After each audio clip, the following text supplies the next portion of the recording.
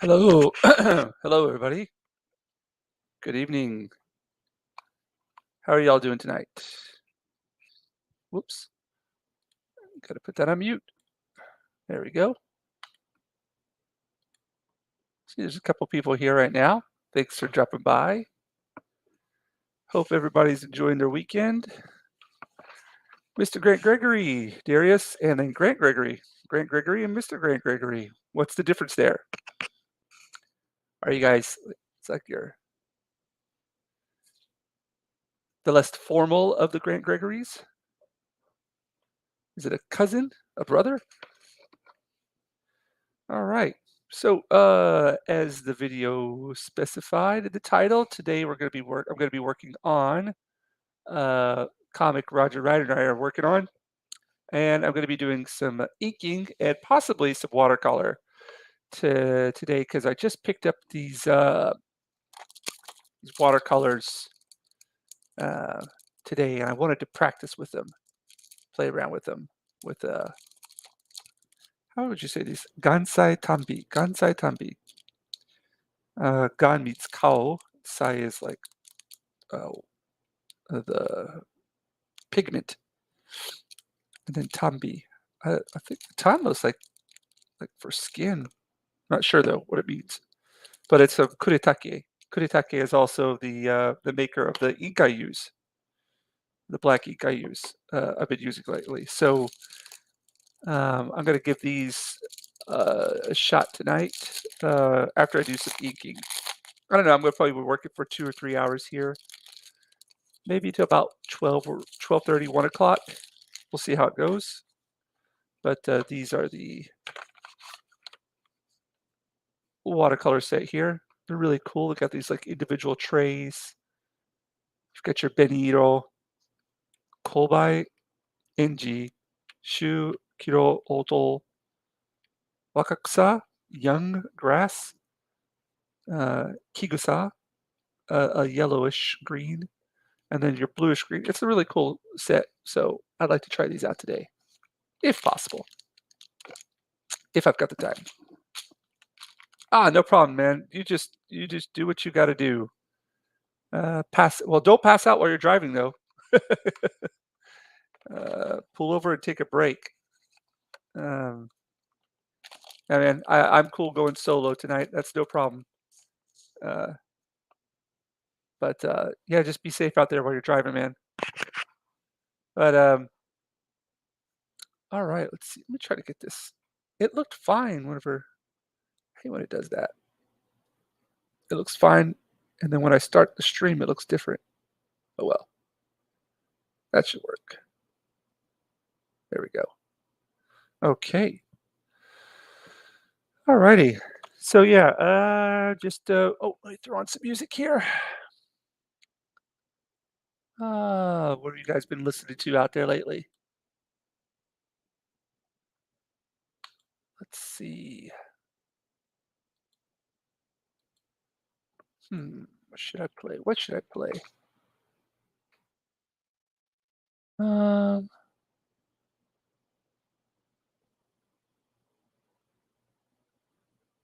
hmm. I've just been hooked on the same album for the last I don't know how long. I'm gonna put on some Primordial. Primordial will work. I really like their new album.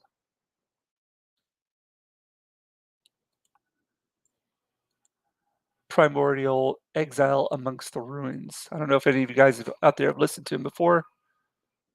I believe they're from Ireland. Heavy metal group from Ireland. Dun, dun, dun, dun, dun, dun.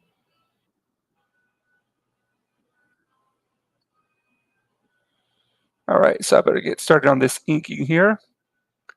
So,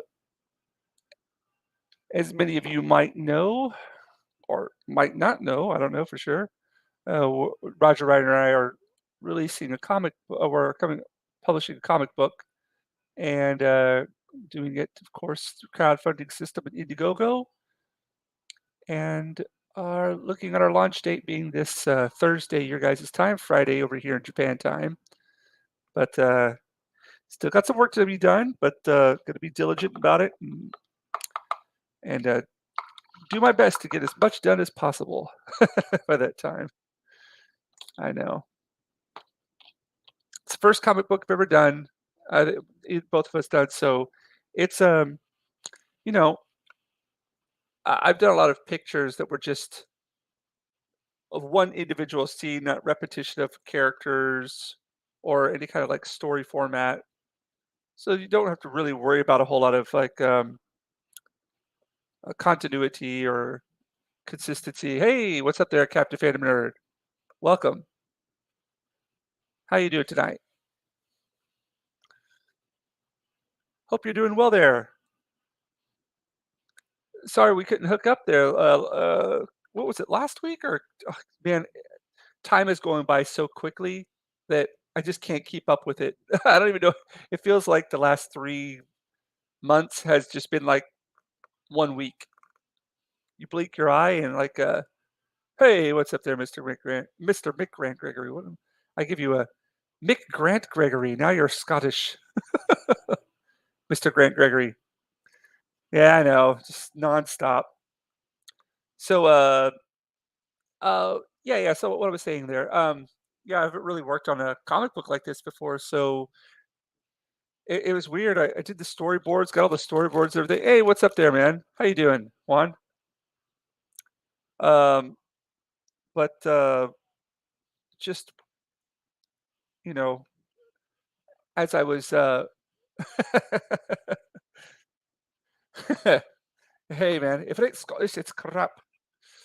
Um, I think something I've been doing lately is I just been going through a lot of. Yeah, I want my stuff to be, you know, unique, and it doesn't look like it's, you know, I want people to look at my style and my work and say, "Oh, that's it's a James Harris piece." Um, I don't want it to look like anything like a cookie cutter. Just like trying to maintain that style, but at the same time, um, I'm trying to be like find influence within other comic book artists, and I don't know, just have fun with it. That's the main thing. Um, and so I find as I've been working through this, like I'll switch up my styles or I'll start, you know, even though it's like the same comic book, I'll start doing things that just I don't know, depending on the mood. Um,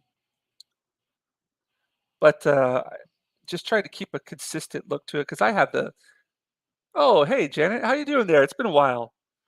Yeah, this is a page from the comic that we're releasing. Um, yeah, it's a challenge, trying to just take an ordinary, well, not ordinary, but just regular people having conversations, yet making that intriguing and exciting and enticing. So um, I've been really trying to just have fun with these, and then kind of get into that. Oh, thanks, man. Thanks, bud. Just trying to not not be like somebody else, just draw in my style and I just roll with it. And I can't expect everybody to like it, and I can't expect everybody to, think it's the shit, but just, you know, be confident in it, have fun, just have fun with it. That's all I want to do. And I've been having a lot of fun here with it lately. It's just, it's a bit of an you see all the stuff that people are coming out with, and you're like, wow, that's really amazing. I does and you're like, does my stuff hold a flame to that? And you just have to realize to do the best with what you've got right now, and you give it all you got. So I'm hoping to make $3 million off of it, like Young Rip has done. So if you guys don't mind, Just throwing out. Let's see, we got 4 people watching, so 4 million each. If that's okay.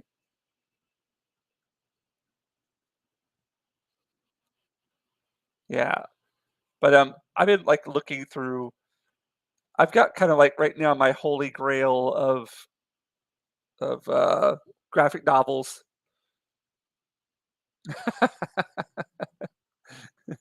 Okay, somebody, I can't remember who it was. He always it's Parrot Head. I'm pretty sure it's Parrot Head, but he always calls me Ginger Ross. So the Ginger Ross style. I'm cool with that. Ginger Ross.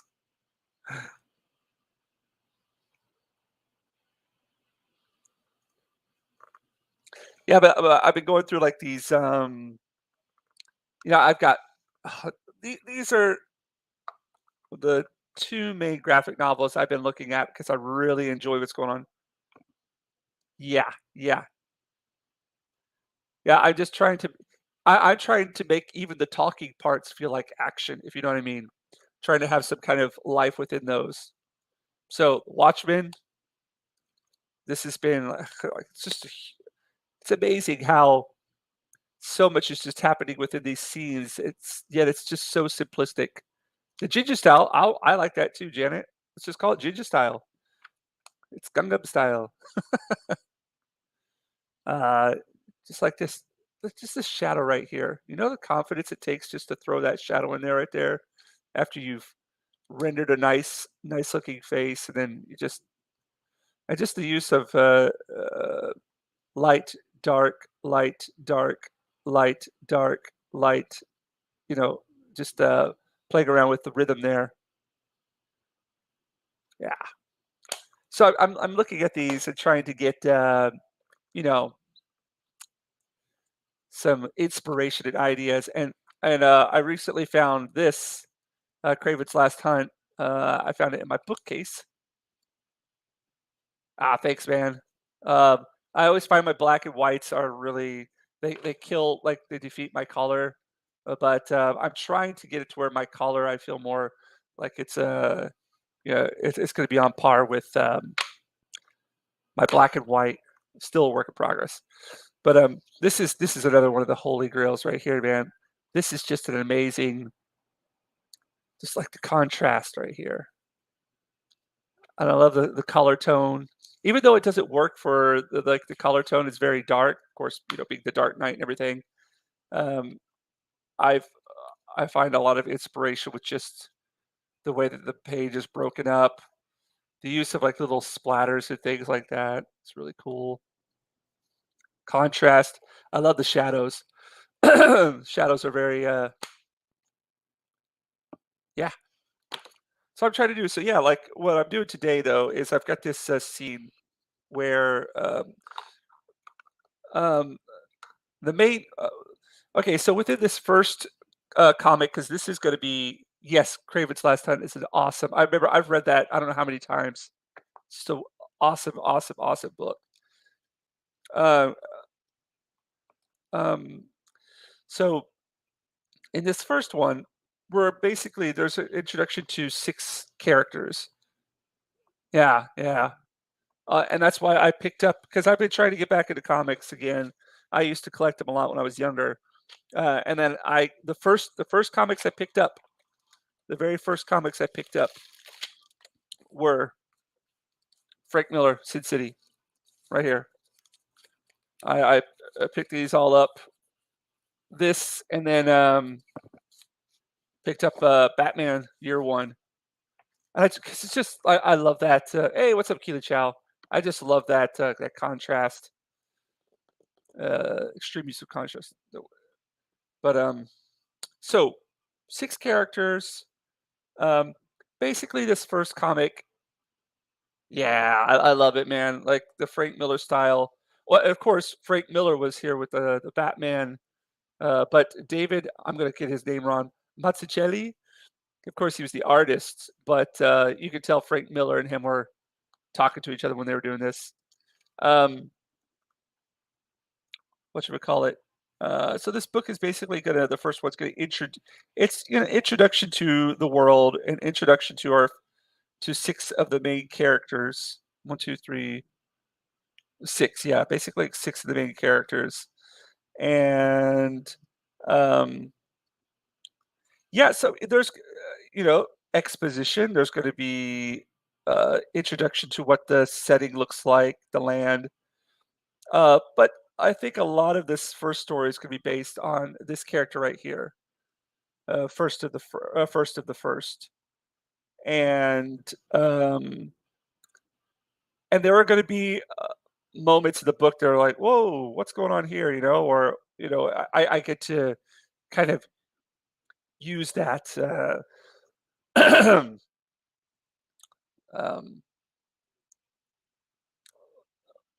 I always like to have lots of movement and action in my work, a lot of kinetic energy, and so even though there is a lot of, characters, we're trying to get to know these characters through this first comic book, so, uh, not as much as, like, things blowing up or, all these kind of crazy action scenes everywhere, but just making normal conversation exciting visually as well. Hey, what's up, Eric? Good to see you here, man. Dude, I really loved your um it was the first time that I seen your YouTubes. You've got the gift of the gab, man. I would love to sit down and do a roundtable with you about of course I would have to read the books again to get freshened up on everything, but talking about Dune, because yeah, that would be really fun to have a stream. Let's do it. We gotta do it. Yeah, Eric, it is really, really cool. Oh, and Eric, keep on doing the shorts, dude. Don't worry about, what anybody just do what you like to do. They're for some people and they're not for others, but just do what you like to do. Roll with it.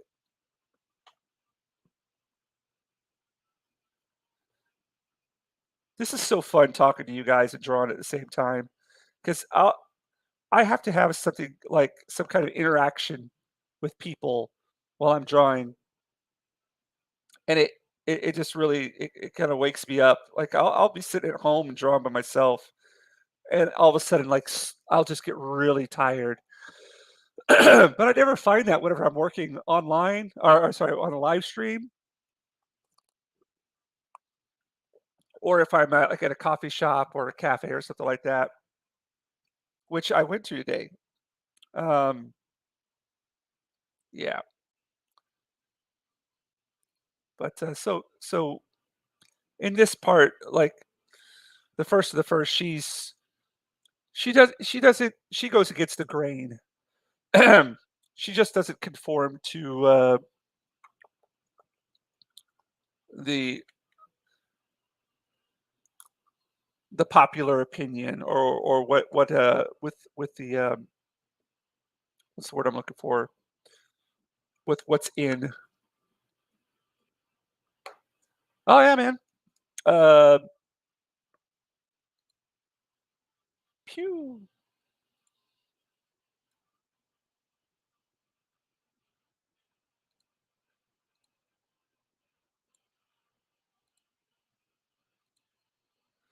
I'll just throw it out here in the chat. If any of you guys want to hop on, feel free. There's the link.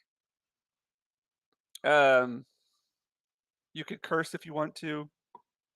Just don't get naked, please. So yeah, if any of you guys want to hop in, there's the link. And oh yeah, that's right. You're getting over Zakuf.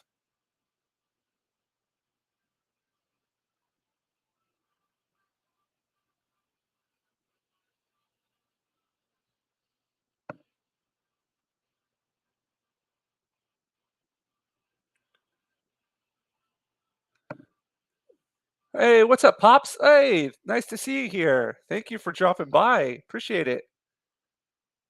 So, Pops was recently on Megan's. They did a stream together.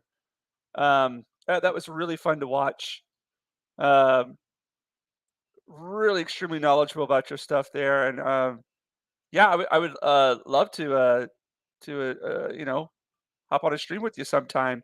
Uh, again, when it comes to like uh, knowledge about comics, I'm kind of I've only got as much knowledge as like whatever I had whenever I was younger in my younger days. But I'm trying to get caught up in more stuff. But right now, what I'm really into is just creating my own thing. Just creating my own stuff, and then watching you guys out there. Oh, there he is. Let me throw him in here. Hold on a second. We got a special guest. Let me unmute you there. Oh, whoops. Hey, how's it going there, bud? Hey, brother, how you doing? You all right? How you feeling? Yeah, man, doing good. Yeah, getting over the coop, as you know, it takes a lot out of you. Yeah, yeah. I was quarantined whenever it hit me. But so all I did was sit around, like I told you, I just sat around and went on Amazon Prime and found all the war movies I could find and just sat down and got fluids and just chilled out. But I was lucky I could chill out because I was all by myself. There Yeah, was nothing I could really do. But makes it a bit tougher when you got other people to look after. But yeah, exactly, yeah, exactly. Yeah. But once I got is the past whole the fam and fever, and everybody doing all right? yeah, the little one, she kicked it better than me and the missus. Like Yeah, she was an absolute trooper.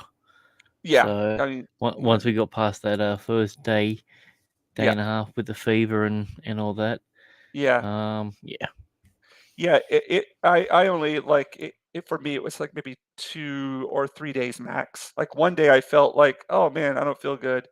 And I had like a fever. I just like laid down and relaxed and then the next day I just, watched the fever go away. But yeah, the third day I was feeling a lot better. But yeah. yeah. I went loopy. My world turned into some of your drawings. It was that vivid. Yeah, it was Oh, here we what? go. We got another guest. Sorry. Yeah, Don't mean to interrupt there. Hey, look at that. Eric, how's it there he going? is. First こんにちは time on だ。stream together. Look at that. お願いします。Yeah, I total, I total, don't total. recognize Eric when he's not Oh, at a train station. and we got Weird. Exactly. Good morning, everyone. hello, another one. Good What's up? How's it evening. going, man? It's going well. And we got Well, how you doing there? hey, cheers. Yeah, no problem. Oh, cheers to It's you guys. Yeah, it's the yeah. Look place at to that. be. Clearly, This is Indeed. the most I've ever had on one time. This is great. Yeah, it's nice little orgy we got going here. Hello, monkeypox jokes are coming. Uh-oh.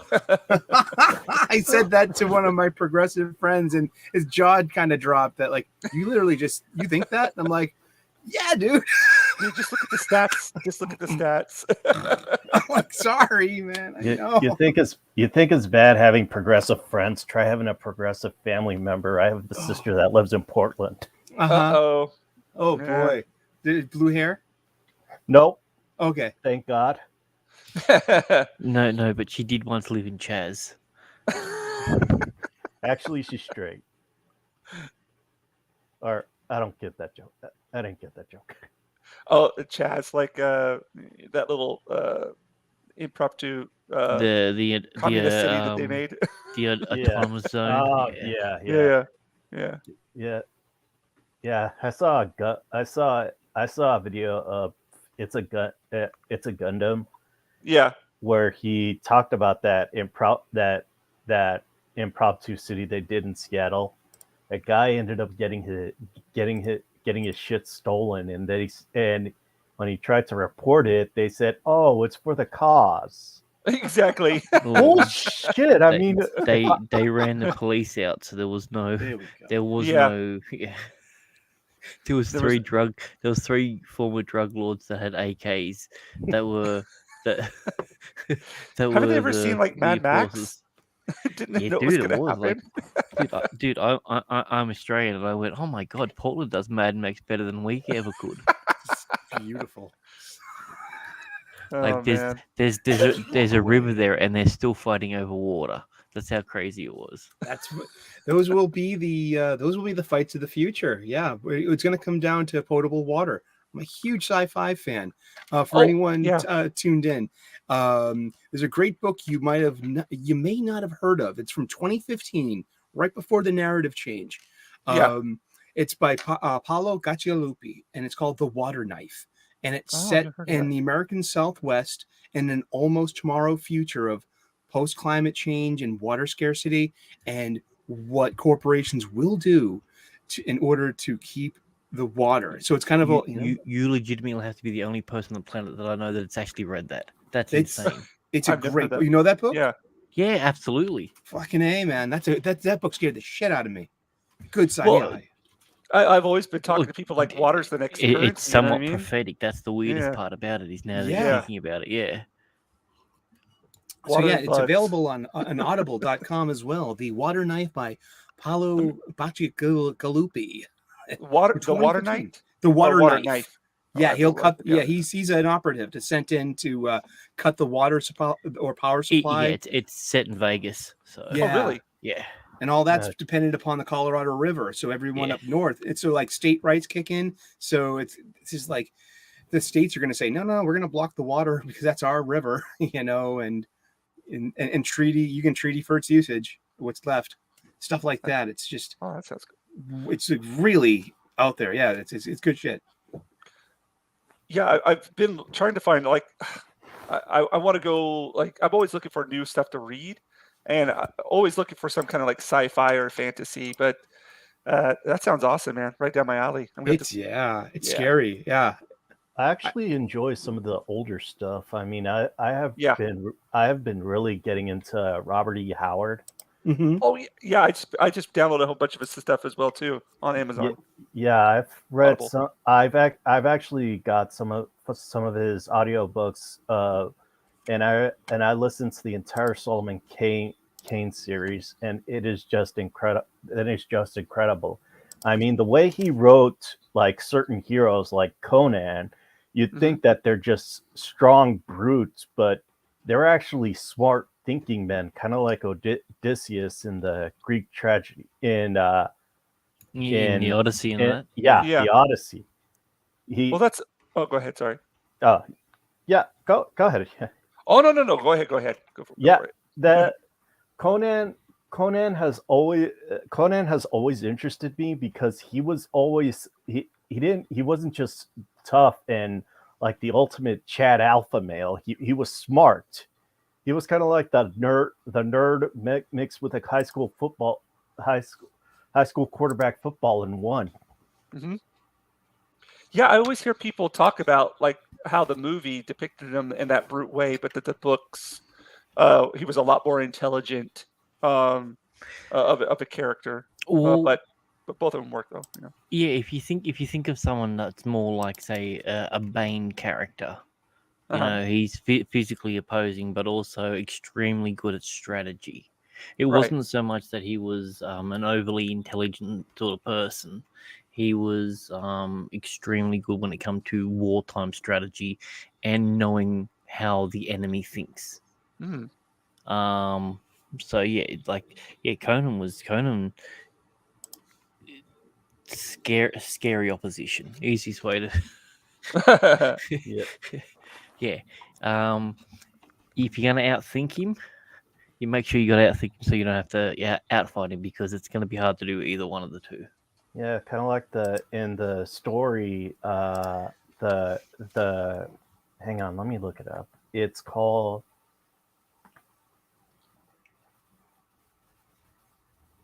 Time of the Dragon, I think. It's when he lost his entire empire to a wizard. But they, instead of killing him, they sent the hour of the dragon, and instead of killing Conan, they tried to keep him prisoner, and he ended up escaping, found the source of the power of the wizard, and then destroyed it in front of the wizard and took back his kingdom. Oh, and cool. That was one of the things that they thought that they had Conan, because before it took place before a battle, and Conan was drugged, So he had someone take his place during the battle because he couldn't lead him, and and then he was captured. He was taken to some place. He was taken to some place to the enemy kingdom, locked up, and and and he was going to be executed to a giant gorilla called a gray ape, and he ended up killing the gray ape. Went and found the heart of the wizard, and brought back rose his kingdom up to fight against the wizard and the like false king that he put in his place, and reclaimed his throne. This sounds. I hear some of these plot points, and I remember seeing some of this like in Conan the Destroyer. Yeah, actually, that a lot of what the movie did brought some of Conan the Destroyer, except like in the first movie, Conan the Barbarian, Thulsa Doom, he was never a Conan villain. The villain was actually that of Kull the Conqueror, which they actually made a movie of that starring Kevin Sorbo in the late 90s. Yeah, I was gonna say, I was gonna say Hercules did that one, but yeah, and that they actually took the storyline of the Hour of the Dragon into that one, and put it and made it seem like that. What's so funny? no, Eric's excited about something. Oh, I just like I like smiling. Makes you live longer, man. May have farted. Wish I had a dog that was underneath me to make bad faces at me. Like, yeah, I did it again. Yeah. So Eric, just out of curiosity, is that a little Elvis plushie behind you? Because I can't quite see. That's couldn't. little Will. There It's you Will go. Jordan, the critical drinker. That makes more sense now because I couldn't quite tell what it was because it looked like the hair was flopping up, and I'm like, He's kind of a little. it's his plushie. Yeah, it's like a drinker plushie. Dude, that guy looks like he'd be really good at writing novels. Have you read his novels? Yeah, I've read the entire series, man. I'm looking forward to Dark There's a new one coming out, right? It's not a Ryan Drake book, but he's doing something new. Yeah.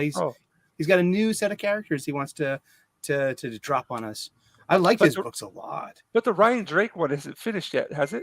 Yeah, it's a 9 book. Something to Die For is the bat. Yeah, right. And that's good. I mean, geez, 9 books. That's 3 acts, and wait a second. Yeah. Have I not read the last one then? It's called Something to Die For.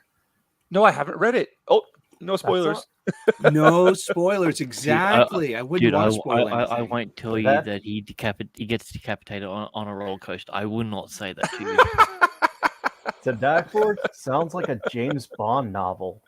No, there is a guy with a gold finger. So really, yeah. No, I'm joking. No, it would have been cool. Oh man! Oh, I didn't know that was out. I'm gonna have to listen to that. Okay, I have to listen to that, and then I have to. What was the Ryan Drake one called again? There were 9 of them, and so the last volume 9 was called Something to Die For.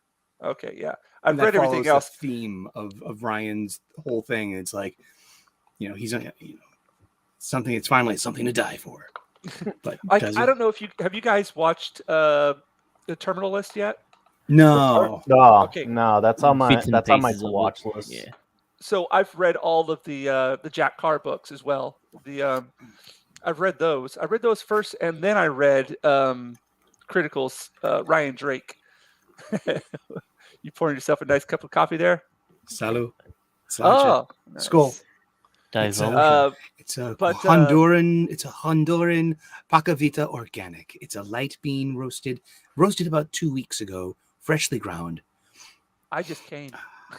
Dude, I am coming day and night. This is what Arnold said. And pumping iron. Get to the chopper. Yeah, I'm just like, chopper. you idiot. Franco comes to me for advices. I'm here the father, and I give him the wrong advices. Oh boy. No, I was saying there's a lot of like common themes within critical stuff, and then the Mhm. Ryan Drake. And so I was watching the terminal list. I was like going, wait a second, wait, I'm getting this all mixed up. Like all the Yeah. books from Critical Drinker and Jack Carr, because they got the same kind of theme going on. Mm-hmm. I was like, oh, I kept on You're getting like, wait. things mixed up. Yeah, Is a critical drinker Chris Pratt? Oh my god. Am I exactly. Is he married to Schwarzenegger's hot daughter? She's so. Oh, they just hot. took a picture together on Twitter. Oh, I forgot. Yeah, they're relatives, aren't they? Yeah, Yeah, I forgot exactly. about that. Remember, Schwarzenegger was a Republican governor of California. Screw your freedoms. Yeah, rubber baby buggy bumpers. And he also married into Kennedy's. Yeah, exactly. And they're still married, and like they live like in separate. But he has to live in like the pool house now. I hear Yeah. he's got like Like- good house servants. Well, this is the weird thing. He's the only guy on the planet that the wife goes, yes, I want to hire the hot nanny. I don't want the ugly one. Optics. Actually, if you watch Tiger King, the couple that bought the zoo from Joe Exotic actually hired a hot nanny. Mm-hmm. Oh, really? Yeah. Mainly because the husband says if he's going to look at her most of the day, she better be good to look at. Swear to God, that's what he said. This is Yeah, why that's right. she was hired for talent. Talent has its own hierarchy. Speaking of being hired for talent, I really like what you're doing at the moment, Jinja. Yeah, It's just this kind of stuff going on here. dude. You know, very- you know, I'm a sucker for your black and white stuff. So Yeah. Yeah, it Well, looks so- awesome. So what I'm like, the thing that I'm really like battling right now is the whole color applying, doing my colors. yes, Mhm. we know. And- We know you're racist. You can't deal with the colors. I say, God. So Freaking I've done ginger. like a billion different kind of color studies of all different kinds of media, and I've just been like, it's just been a battle because I wanted to preserve the richness of the black ink. Mm-hmm. Yet I want to have a media that you could basically apply right on top of it, and it'll still preserve the richness of the ink, yet still have the vibrance of the color as well. Oh, That's, yeah. I've that's, done- that's why your acrylic, the stuff that you've done when you were able to pull back a little bit on your Yeah. on your contrast, adding that acrylic on top of it seemed to really work. It was like Yeah. it was like almost the perfect merger between the two. So what happened was that was working and all, but I what I'm doing with this process, like I'm a dumbass. I don't research what other people do. I try to find my own way of doing things. That's why I always mess up. I Well- try to for me, like the whole exciting thing is like discovering something, discovering a new method or discovering something. And so I just don't do what everybody else does. It's And it's so- it's the JH way, we'll call it. Mhm. The JH way. Okay, I like it. Now, James, is this 6 panels on one page? In a This way? is 1, 2, 3, 4, 5, 6, 7, 8. This one Okay. isn't crazy. There's a ton of panels on here, Uh-huh. whereas most Yeah. of them aren't. Most of them are like 3 or 4, or like this is what I just got done with. This one right here. Mm-hmm. So this is just like Okay. this is just Oh, 1, 2, dude. 3, 4, 5, 6. That is awesome, dude. So like that I just finished this one, and then this is another. But I'm trying to get a little bit looser with my stuff too. So there's some things going on in here too as well. Oh, now that's really nice. Okay. Yeah. So this is the one where I'm just having fun with it now. I'm just like, I mean, you have just trying to shaped get- gutters for just like stacks. It That's looks See, you know what I like about that one? You've got on your left hand side of that page, oh, sorry, man. you've got your black negative space, and then on the right hand side, you got the white negative space. Mhm, Yeah. Doing the Yeah. exact same thing in completely. I genuinely love that. That's Like, really even, nice. Even without the word balloons, I could tell it's already telling a story. Yeah, see, like I've never done this before, but the thing that I want to convey more than anything is like a transition with the story. Like it's gonna flow well. I mean, it's almost. I know this sounds really extremely strange, but whenever I do black and white, I'm trying to portray color through Mhm. black and white. I don't Yeah. know if you understand that or not. Watching Actually, black and white movies, you do. It's like you Yeah, always yeah, knew that like Lucille Ball was a redhead, yeah. and also that like just like the way they shot it, like they would have to use green makeups in order for someone to look kind of normal in a Uh-huh. black and white Oh, I did not medium. know that. Oh yeah, yeah, there's a huge science of black and white photography, such Yeah. as if like John Ford shot The Man Who Shot Liberty Valance in I think 1962, and he's had already done Technicolor, but he chose to do this epic John Wayne um, Western movie in black and white. So you have Uh-huh. to have the coloring of your clothes has to be a little differently, the makeup and the lighting, just because it's Well, they use the blue light Mm. instead of using a standard. Well, they used a light that had a blue filter over it to convey how the skin would look on, and it works so much better in black and white than it does normally. Like it translated. It's really weird. Like if they would have recorded it in color and then turned it black and white, it would have basically looked the same. But because they were filming for black and white, but they wanted to keep the tone of the skin that people were used to with Technicolor and Mhm. everything, they had to use a very blue. It was a very it was like essentially like a tungsten plus sort of light, the complete opposite of a daylight sort of bulb that they used, and they added the filters on top of it to be able to capture that. When he did the one where he was when John Wayne played the detective, they did the same thing, except they did the complete opposite. They used very orange and very earth tone colors yeah. to be able to capture that, because when they would take the color away from it, it made it more gritty on the skin. It made him look tougher and harder. So I love Yeah. this knowledge you guys are dropping here, man. I'm just like It, I feel like I'm the listener here, and I'm just gonna draw and listen to you guys. Aw. it's Well, kind of Jinja, like I went to you- film school. So well, Yeah. have you been seeing Darwin Cook's Parker books? I have not. No. no, Okay, I have because not. he I think, and also I want to mention too, there was the old like a 1970s three color Spider-Man, which was black, white, and red. And Uh-huh. then if you're familiar with Matt Fraction and Gabriel Ba Fabio Moon's image, it's called Casanova. It's about like a multiverse spy. It's really actually really good. But the first floppies were done in these three colors, black and white, and then an overlay of just a simple like red or a blue or a green. Uh-huh. And it Uh-huh. was really fetching, very elegant. What's that called again? That was Casanova by Fraction, Matt Fraction, and Okay. you can find that on Image. It's moved publishers a few times from Image to Icon, and it's they do a different volume after each Deadly Sin. So we're waiting for volume 5 now, and cool. it's a really If you like Bond, if you like super sexy stuff, it's really fun. And this is from Image, you were saying? Yeah, Matt Fraction, Gabriel Moon, and Fabio, Gabriel Ba and Fabio Moon. They're identical twin brothers from Brazil, and they have very, very, very similar drawing styles. Like they like drawing very sexy, curvy Brazilian Mm. type women. It's a nice. feast for the eyes. Really Yeah. good stuff. that's a But Like, go ahead. I'm sorry. Speaking of Image, did anybody ever, what were your guys' thoughts when Image tried to unionize? And this wasn't the artist. This was, which I think the artist should be in a union. Mhm. It was the people working in the office. No, it was complete. That was a complete farce. Mm-hmm. In my I agree. opinion.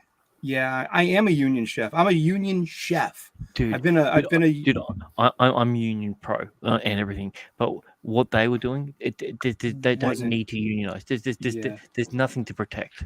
Just because They want to like control the narrative and tell who can't and can't be an Correct. image. Yeah, that was about leverage. That wasn't about that wasn't about making sure that you have a safe workplace, that you have graduated raises 4 times a year, that you're protected with your sick pay. There's no language that whatsoever. They had all that. Like, they were getting better than the artists. It was Yeah, huh? administration. Yeah, like Exactly. the artists were getting $25 a page. I mean, Ugh. You know, Man, I hear that. That's probably one of the biggest $25 a things. page. Something like that. I think page rate's like 75 or so. But I mean, like that takes watching a lot of Perch and Zach. Yeah. Which I do. What's the going rate for Or, page? Does anybody know? I can look it up. Yeah. I mean, it really This is the weird thing. There is no essentially going rate when it comes to it. It's something that has to be negotiated. Every comic and every publisher has their own individual rate. Right, for right. instance, if I was to get you on a project and it was a multi-million-dollar project sort of thing, Go ahead. I'm all ears here. yeah, you'd be getting the big bucks. But if I was a small thing and we spoke and said, well, you know what, I've got a budget of $10,000 for the artwork. Smallbusiness.cron says that at Archie Comics, the top rate in a survey of comic creators was 95 a page. At DC, pencilers reported getting 200, and inkers get 120 per page. At Marvel, the range is from 160 to 180 for pencils. Yeah, it's not pencils. that high anymore. It's no, like with what's coming out and what people have been saying and with the recession coming up, it's going to be harder. I mean, the publishers are going to have to start looking and see what the people want and stop trying to push a narrative that they think they want. Well, I mean, and that's the big issue. Like, I love her. I love her. The expressive lines that you put on her. Yeah, I'm trying to be a lot more loose with these. I didn't mean to interrupt you there, but like what I've been finding is I'm like one of my professors in college got on to me about this because I remember there was a project we had to design a logo for a marathon.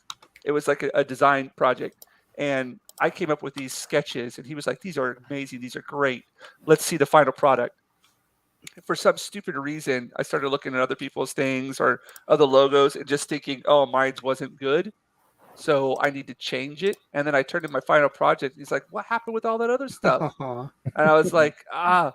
And I've been kind of feeling like that with the drawing style too. I'll start like looking at other comic book artists and thinking, "Oh man, I love how their stuff looks," but I have to like not look at anything and just remember that I've got my own style and just roll with it and just have fun and kind of like go into a zone. Yeah. Dude, self doubt is like a freaking blade. It's and the horrible. handle, it's the same thing. Like it's the weirdest thing. It's like every time that you try and stab something with it, you're holding the blade. It's this weird self doubt that I notice. And you know the weirdest thing about it is I notice it more and more with artists who have humility when it comes to their work. I must have a lot of humility then because I'm not kidding. I spend so much time telling my freaking thoughts just to shut up. Well, I mean, I'm just telling them just shut the hell dude, up. I respect your artwork more than you want than you know, but your opinion of your artwork can shut the fuck up because. Well, yeah. I basically decided. I don't know if you guys have seen High Fidelity, right? Yeah. There's that. Oh my God, he has this one line in High Fidelity where he talks about how he has this. I can't remember it. Basically, like he has this the way that he thinks. No, I'm gonna get it all wrong, and it just basically just sucks. That's what he says. And it's like I always remember that line. Well, obviously I don't remember it very well, but you critique your own work as if Yeah. someone who hates your work, Right. and it's Yes, going to be yes. something that it's going to be something that helps you strive. But you've also got to understand that sometimes you're wrong, Here's a and little thing. sometimes your work is phenomenal. And even you know, I don't like that. I don't like that. You've got to be willing to go. You know what? Maybe I'm not always right. Because Definitely. Yeah. look at the people we got here. Like we're pumped. We're all super excited for Auntie to come out. Like we're we're not just your friends. We're also your fans at the same time. Yeah. So Like I can't tell you how much I appreciate that, man. Like, fuck. I'm ready to like get on to book 2. If you know what I mean. I'm like already. I'm. It's a roller coaster ride, man. But it's fun. It's fun. And some parts are scary as hell, and then other parts are just like right now, talking to you guys and drawing. Like this is for me. It's such a huge help. Cool. It's like it's inspiring. Like just I talk like and listen this. to you guys talk. And Like be I'm not part of even the thinking creative about drawing right process, now. man. It's This just is happening. great. Yeah, you're just doing it. It's like, yeah, I'm like the same with cooking. I mean, like, geez, I'm Oh a yeah. professional chef. I don't, when people ask me, like, how did you do that? I'm like, I don't know, really. I've been doing it Yep. so long. I use a spoon and I keep tasting things. so And you're a chef, Eric? Is that yeah, correct? I'm 14 awesome, man. years. I work in a big university. I'm in Boston, and 14 years now, a union chef. I've been a line cook and working in restaurants all my life, about 30 odd years. And this is like, it's really interesting. So to go back just real quick about the image stuff, like their intentions were not to protect each other as a union, because we're together, our negotiating strength is stronger, and that we are not going to be bullied by management. It's not to bully management with, it's to protect ourselves. They were looking to leverage their ideology on the publisher. Oh, like that with that Warren Ellis foolishness. Let me say one thing about that. I was so tuned into Warren Ellis in the early aughts that I knew everything that was going on. Like, these pictures here, these relationships. He was very approachable. He busted my balls a few times too on Twitter. It's great. And he was one of my favorite comic book writers. So for any individual in a fling with him, knew what I know, that he had a common law wife and teenage daughter back at home that they were raising. So what were they thinking? Like, what were they really expecting out of some kind of romantic fling? And so with Warren Ellis, when they knew he had a home life, everyone knew that. So this whole thing that Image has right now about Warren has to make peace with all these things, blah, blah, woof, woof. I mean, like, that just blows my mind, because these were consensual adults. And, they're thinking, like, what were you really thinking? I mean, he had a wife and kid back at home. I mean, yeah. Huh? I mean, Image was founded on having on publisher own properties. Mhm. So like Todd McFarlane, Rob Liefeld, and everybody who went from Marvel went to Image, Yeah. and they started it so that they could own their own properties. And look at it. Look at them now. Image is just Marvel Light. Well, Hello, they're all Grace. the elder Grace Hole. statesmen too. Thanks for stopping by, man. Appreciate it. Hey, Grace Hill. Sorry, guys. Hey, Oh, Grace. that's- So sorry. Like Image, they're all the elder statespeople now of the biz. I mean, look at McFarlane. He's still selling Spawn floppies for $2.99. I love that. I love that. I That's the love price. Gunslinger Spawn. That's a great cover price. I mean, for funny books. Gunslinger Spawn is amazing. I'm so happy to hear that. actually, People... it's so weird that Spawn has such a weird like renaissance in this last year. I love this. I love this comic, man. All on the side. Can you believe that? Look at that. Man, Just- Sick. from the window to the just the- walls. Just the way he draws, On Yeah. the just the Sega way he Genesis ad. draws, putting Yeah. him. He always puts him in action. He always Look, makes. the way Yes. Spider-Man is man spreading during Uh-huh. that leap. Oh my god! Just the way he draws, Todd McFarlane draws, Yes. even when the characters are just standing still, they Yes. are always in action. Yep. There's like Well, that that's the kinetic thing. energy that's basically, you can feel it just built up there, just ready to explode. That's the thing. McFarlane doesn't Sorry, just gonna capture someone who's not moving. That's the whole That- point. Mm. That- That's just Um, sick. And actually, Disgusting. literally, I was just about to say that. Prime example. And if someone's if they're not moving, something around them's moving. Yeah, and you right there. literally just pulled that up as I was just about Yep. to say it. Like, Yep. yeah, Yeah. Right there. Boom. yeah. Cannonball. Even though some of his stories move slow as molasses, he still is a great artist, and the story, even though it goes through some slow parts, it gets really, really good. Speaking of Rob Liefeld, did you catch his statement? Oh yeah, isn't I heard it on Clownfish.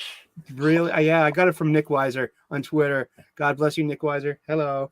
And this is good stuff. I love this. No matter how polite I share, and I write every exchange as if it would be shared in public, the reactions are a style and manner that I haven't encountered before. This is great. It is an indictment upon, like, 1991. he can't draw feet still, but damn, he's spot on here. Love that guy. Love his attitude. He said he goes out of his way to spoon feed direction, and people still don't get it. It's like, so why bother? It's like with like the writers like Heather Antos, Vida Ayala, who's the Hello. That's My- sick. That's great. Dude, this drawing here, I Man. love this. Like this. You know, the worst part about it is, I got the same one, and I was so excited, but the story is dog shit. That's the worst part about it. Yeah, is- Batman Spawn was terrible too.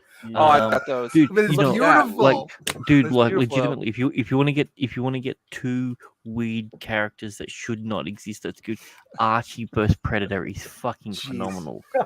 If you've not read Archie vs Predator, Oh my gosh, I remember that back in the day. Oh, Where was it? Was that? man. it's That was- genuinely fun. Wasn't that written by a Whisper Network member? I think. It might have been. I have no think proof. so. Yeah. She might be on my no-fly zone. Actually, that being said, there is a lot of comic book writers in us who for whatever reason decided to block me. They do, Yeah. man. Well, How's that? as I was saying, the comic book writers, they cannot take, like Vida Ayala, Kelly Sudakane, and Heather Antos. They cannot take any form of criticism. They always No, think they it's an can't. attack. It's an attack against them. Mm-hmm. I think we have to be. There's a fairness to be. We never ever address they honestly. Let's be fair and use our imaginations. On the daily level, they must receive an undue amount of harassment, Oh, and just by being chicks, Oh. and just by and the nature of the gas that they put out too. They must get a lot of hassle. So I can respect pushback. I can. I don't have to like it. I tried to tag Ta-Nehisi Coates in a tweet Mm-hmm. on my, and I was blocked. And By I him? had no interaction. We've never had any interaction or anything like Yeah, that. because you're on a list. You're adjacent. You're adjacent to a hate I've been- group. I've been blocked by people I've never interacted with Yeah. before. Yeah. You know, because you know what it was. I made a comment. Someone said about Black Panther about being a black-owned character, and I went, yes, Black Panther is. I said, but don't forget, he was created by two Jews. So yes. I said, yeah. And then I was blocked.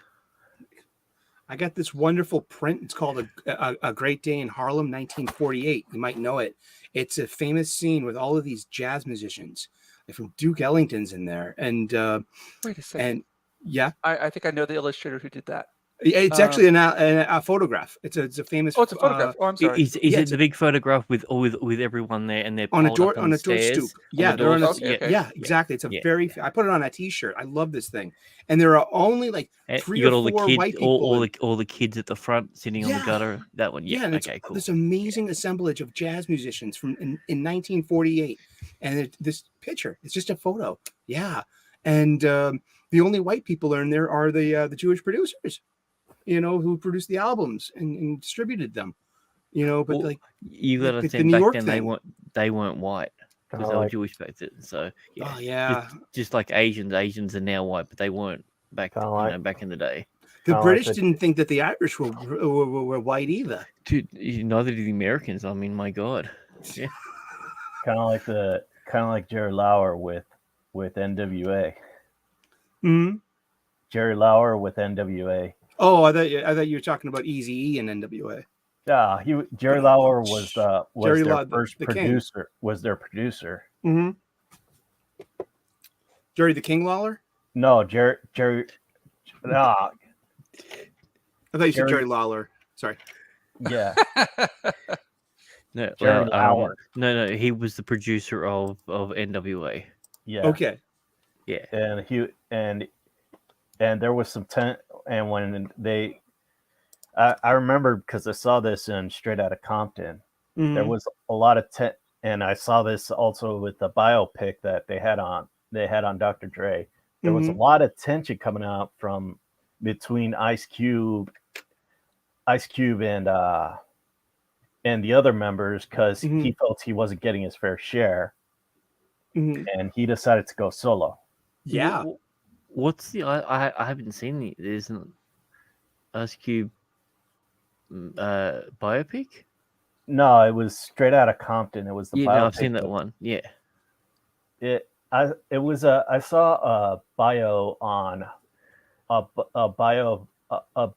biography of Dr. Dre, and it talked about his time from NWA all the way to Death Row, all the way to Aftermath. And like after Ice Cube left, there was still more tension going on, and they felt that Dre thought that Jerry was taking more money than he needed to, so he left. Well, He I left. was gonna say that was the whole point. That was his big thing in his departure, especially he mentioned it in the Chronic in his 2000 album. So yeah, he left. He went with Suge Knight. Suge Knight beat the shit out of Eazy-E to take his contract. he also was responsible Injected for him killing with Tupac. So, So, allegedly. well, either that or you blame Puff Daddy, one of the two. So And this is why I listened to Public Enemy back then. You Oh, less Public drama. Enemy, yes. Yeah. it was YouTube drama before YouTube drama. Was the thing. Exactly. I was a kid. I grew up in downtown San Jose, and I grew up in where the Beautiful downtown. Beautiful. Yeah, but I lived at the poor section. Oh, Yeah. The light rail didn't come up on the sidewalk there. Yeah. Yeah. I live near Willow Glen. and over there at that area, and they actually and there was actually a lot of gang activities there. And I used to and when I was a kid, I got into gangster rap. I listened to Snoop Dogg, Dr. Dre, Ice Cube, Tupac.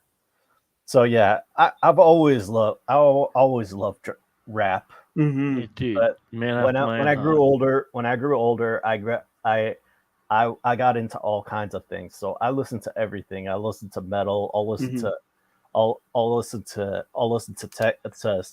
I'll listen to anything, and it also just depends on the mood I'm in. But if I want to feel like writing, I'll just turn everything off and put on some cheesy 80s action movies. See, I do the same thing, but with music. Like when I was, I think it was probably like 7 or 8 years old. I had a little record, and it was a Rapper's Delight on there, and I'd listen to the hip hop, the hibbity, like, and I listened to the shit out of that. Like I didn't understand what Yeah. hip hop was until or rap. I don't like to use the word hip hop, even though I just did then. But like I consider rap, and it wasn't until I was in year 4, so 94, and I got my first actual rap album, and it was a mix, and I had Tupac, and I had Nas. It was mind altering because I was like, oh my god, I don't hear this especially in Australia. Like this was something that I'd never really heard, like quote unquote gangster rap. I heard Right. 80s style rap, the how you doing hippity hooty, like it was the more upbeat sort of stuff.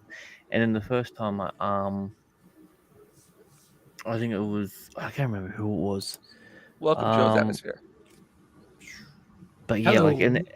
and then Hey, you Joe. hear Tupac going up and hit him up and everything like that, and you're like, oh my god, this is street poetry at its finest. Like it was insane, and it absolutely changed my entire view when it come to music. Like the idea that you don't need all these guitars, that you can create a beat with your voice, just with the bit, the t and the s and everything like that. And what rappers now call bubba rappers, which I hate the term. Oh man, yeah. You But think that's bad? Try like listening to like those I don't know, Tech 6ix9ine or those Wouldn't idiots. even think of it. No, I heard man. a Post Oh. Malone song in an Uber once. Oh Once. my god! I mean, that was just Well, yeah. What's this is the weird thing about Post Malone.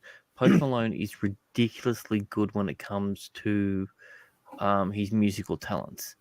He just chooses to do the thing that makes him more popular. Like he's not one of those people who are doing it because that's all they can do.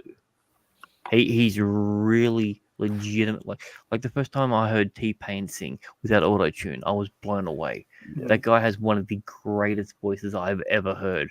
Yet everyone, all you know him is behind the auto tune thing. Like, Post Malone, he's the same thing. Like he's really good, but you're never going to see that because it doesn't make the money because it's not popular enough. That's sad. I just want to say, like, and I'm just really enjoying the drawstring. I mean, it's just Oh, this is I what love it's this. about. Chill, Yeah, conversation too. And this is thanks for James. Thanks for inviting us. This is man, fun. you guys are always welcome on. That's I Always great. usually throw the link out in the chat, and just like if you guys want to hop on and chill. Mhm. Like I say, I feed off of this energy that you guys like. Even in the chat, like if I just see people talking in the chat, and I feel like I feed off of that. Like I just love the human interaction, and I put that into my drawing. So I'm just sitting here listening to you guys just talk. Like Yeah, you're being very go at productive it. too. Yeah, Yeah. I mean, seriously. Yeah, I'm just having fun. I always wanted to be in a stream like this. Yeah, I mean, like I love Ethan's draw streams. I love when he brings on other artists and they're just chilling out, doing their trade. There's Billy Tucci just doing his thing, man. Fucking Billy Tucci. I love that. I love this part of the creative process. Seeing it from the artist's eye to the artist's hand to the paper. There's just something to it. But let's be fair. How many are using a quill? Like, I mean, that's pretty that's pretty unique, man. Man, I can't stand working on the computer. It bores the hell out of me. Like it's not, and I know all the artists, a lot of the comic artists out there are going to tell you, it's just part of the trade now. You know what I mean? Kind of. But for me, I'm like, no, I just don't. I avoid it like at all costs. Oh, I was going to tell you. What was I going to show you? Yeah, so I'm working on like these colors now. So I've got watercolor, and I've got them printed. I got the black and white printed on this crazy.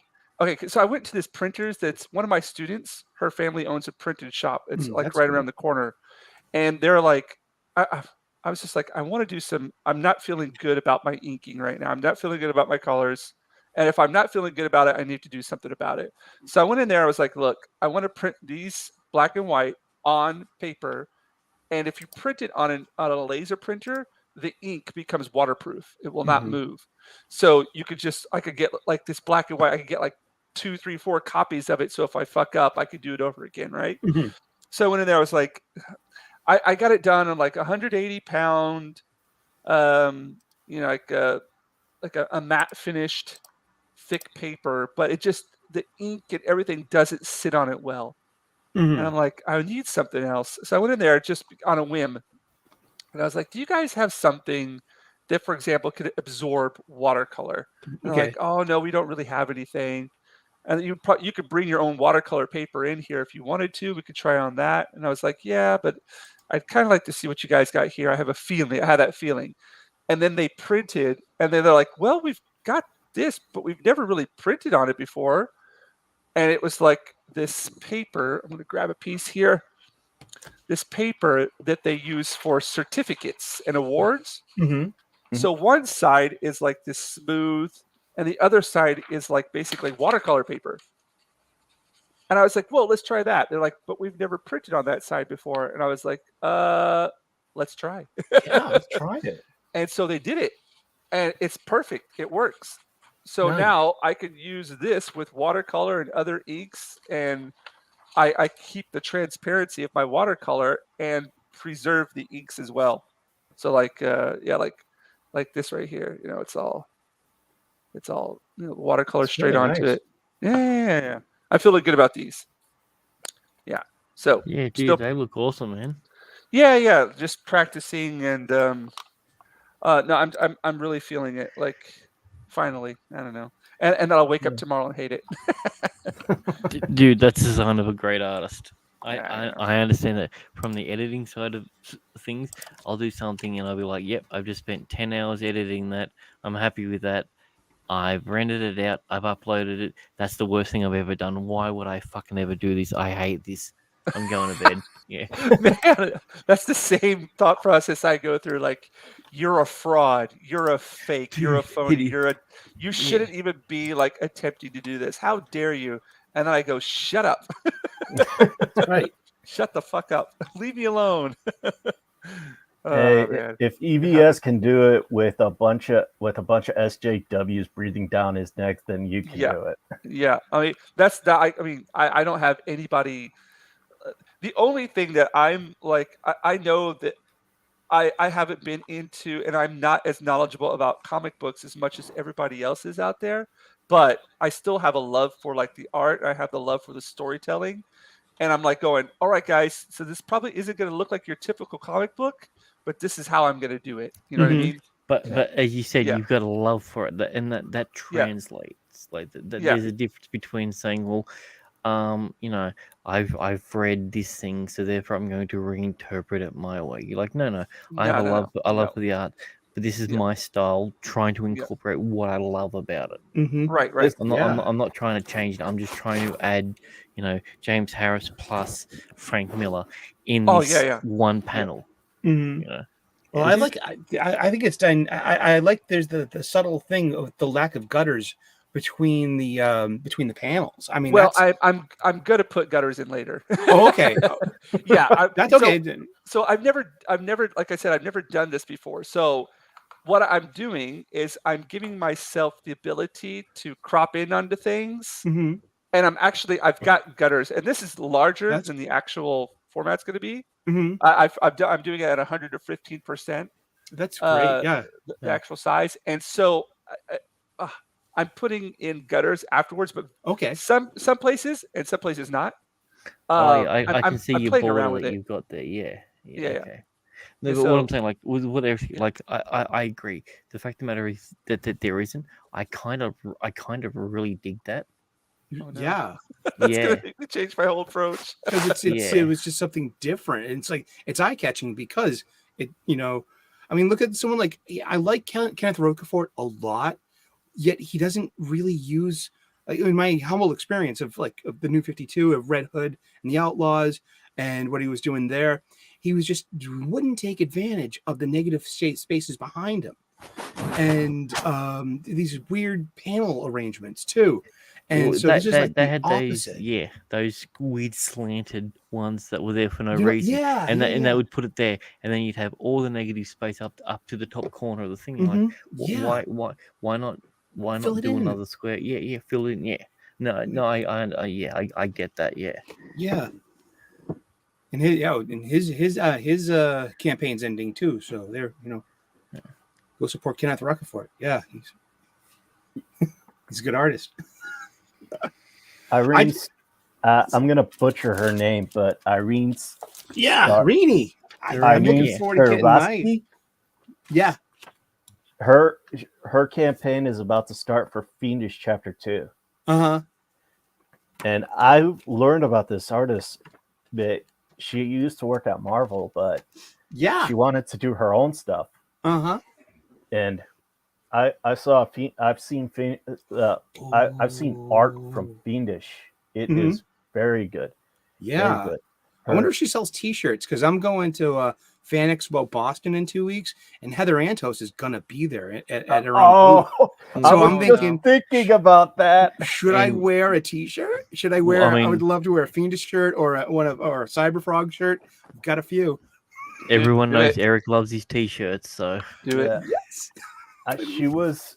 I can't believe that Heather Antos would basically try and pre-cancel this woman because she went on EVS just to promote her project. Rini's been on a few different times too before that. That was the I was gonna say this is sorry, Eric. Don't mean to cut you off. Go ahead, man. Yeah, no. I'll say this isn't the first time that she's done this. That's what I'm saying. Like, she has this freaking high school mean girl. That's what I was saying. It sounds like something a high school girl would do. In all fairness, she tried to make fetch a thing, so I get where she's coming from. Not going to happen. She is like the perfect example. Well, actually, the second perfect example of failing upward. The first one is Kathleen Kennedy. Yeah, that's a sore subject. I mean, when you said I got a prime example, I'm like, okay, I wasn't thinking Kathleen Kennedy. I was literally thinking everyone else. I just got Vampire Hunt. Jack the Ripper, nice. Vampire Hunter by Mandy Summers and Pete Gilmore, and this is really nice. It looks a little similar. He's a really good artist, dude. Yeah, these kind of look like woodcuts in a way. Yeah, I love woodcuts. Yeah, I actually got let's see. What's his hang on. Tarot Witch of the Black Thorn number 132 by Jim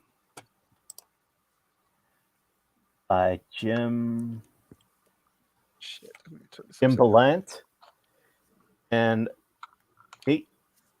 I gotta admit, this guy really is like this guy really does know how to draw a woman, even though if they're ridiculously well endowed.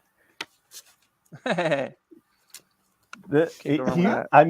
drew Catwoman, and I never seen when he was in the Batman. I have never seen Catwoman with a bust size that big be able to move like that, but he always drew them athletic. And I'm like, when I was reading those comics, I was like, I don't think somebody with a chest size can move like that. Well, sometimes a kitty has a full liter to feed. That's all I'm saying. Yeah, you seen Lizzo on stage? Jeez, she got a lot going on. She moves. Oh boy. That was Lizzo. I thought that was female Jabba the Hutt. Oh,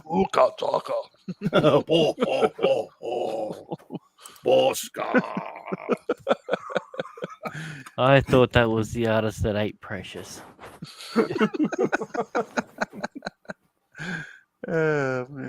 Yeah, I'm looking forward to getting Fiendish. I ordered. She was selling some dinged up, battle damaged ones that had. They came back from the printer with like crushed corners and shit. I was like, yeah, I'll buy one. Yeah, sure, $20. I actually missed the deadline because I couldn't get my paycheck in time. Mm. And I was Who's this? it was Fiendish? This was Fiendish. Yeah, Rainey Strakowski's Fiendish one, and it was a couple of weeks back. She had got she had a couple of crates of fulfillments to do, and they were like battle. She calls them battle damage, which I thought was cute. They were just like crushed corners because they didn't pack the box right or something, and so she was trying to sell them off, and she did. Yeah, one of the things that she put on a tweet to get back at Heather Antos, which I thought was really funny, was you say you support minorities, women, and immigrants, and I'm all three. What's your excuse? Yes, that's wonderful. I love her energy. I love what she brings to those live casts. She's very ebullient. You know what I mean? Oh.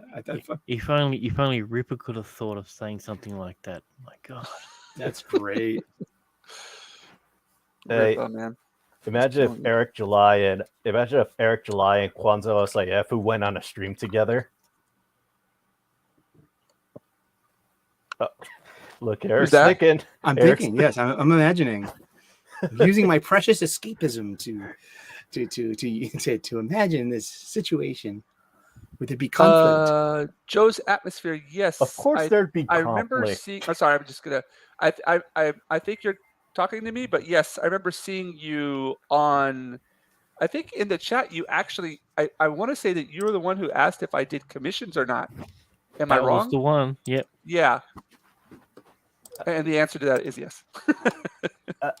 Yeah. It'd be interesting. Dude, I pushed so hard to get you on that stream. I was so happy when they did. Oh man, I really appreciate that, man. We're supposed to be on this coming Thursday again. Thursday, yeah. Yeah. No, I'll be back on that one. So. Yeah, that's cool. This is the first time I've ever been on a stream, and I'm just a high school dropout. That's awesome. Hey, no, wait, I'm a college dropout who's working on his first comic. Dude, even better. Well, yeah. I'm happy to share your first time with Eric and James. We'll be gentle. Yeah. Oh no! I'm very rough. Hey, but Eric is very. Just gentle. don't do it like Ice Cube said in the song with no Vaseline. Has anyone been tuned into like Drunk 3PO for the past couple of days covering Anime Matsuri? It's great.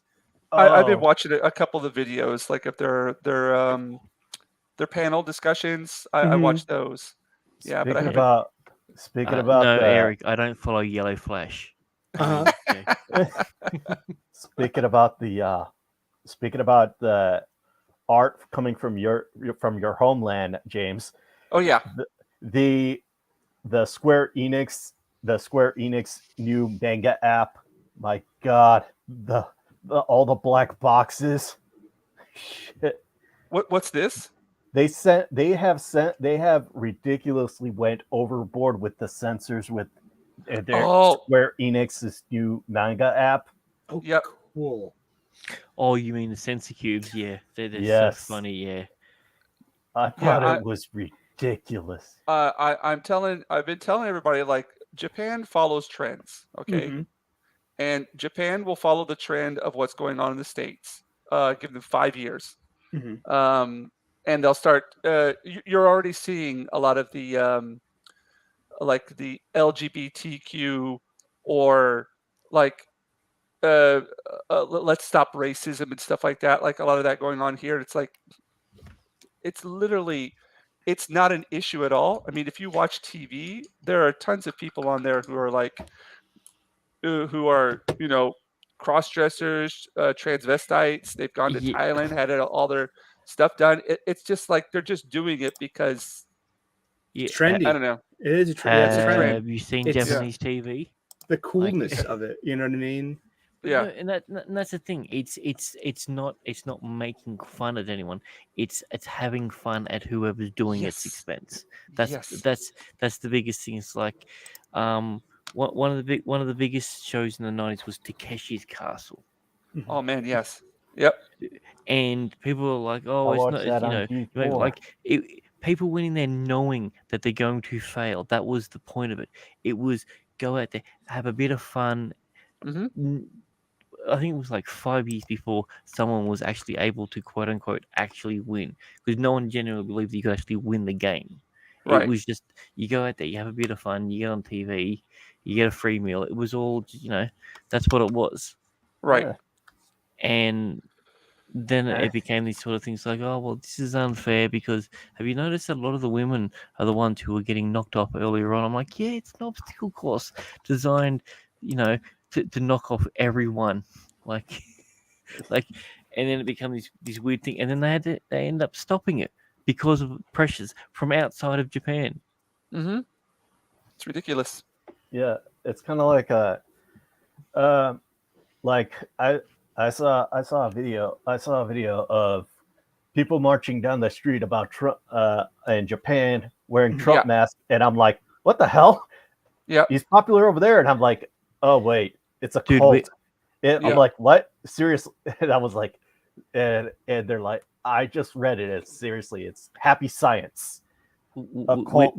A cult. We had protests here, like actual protests that people were blocking traffic and everything about what happened with George Floyd.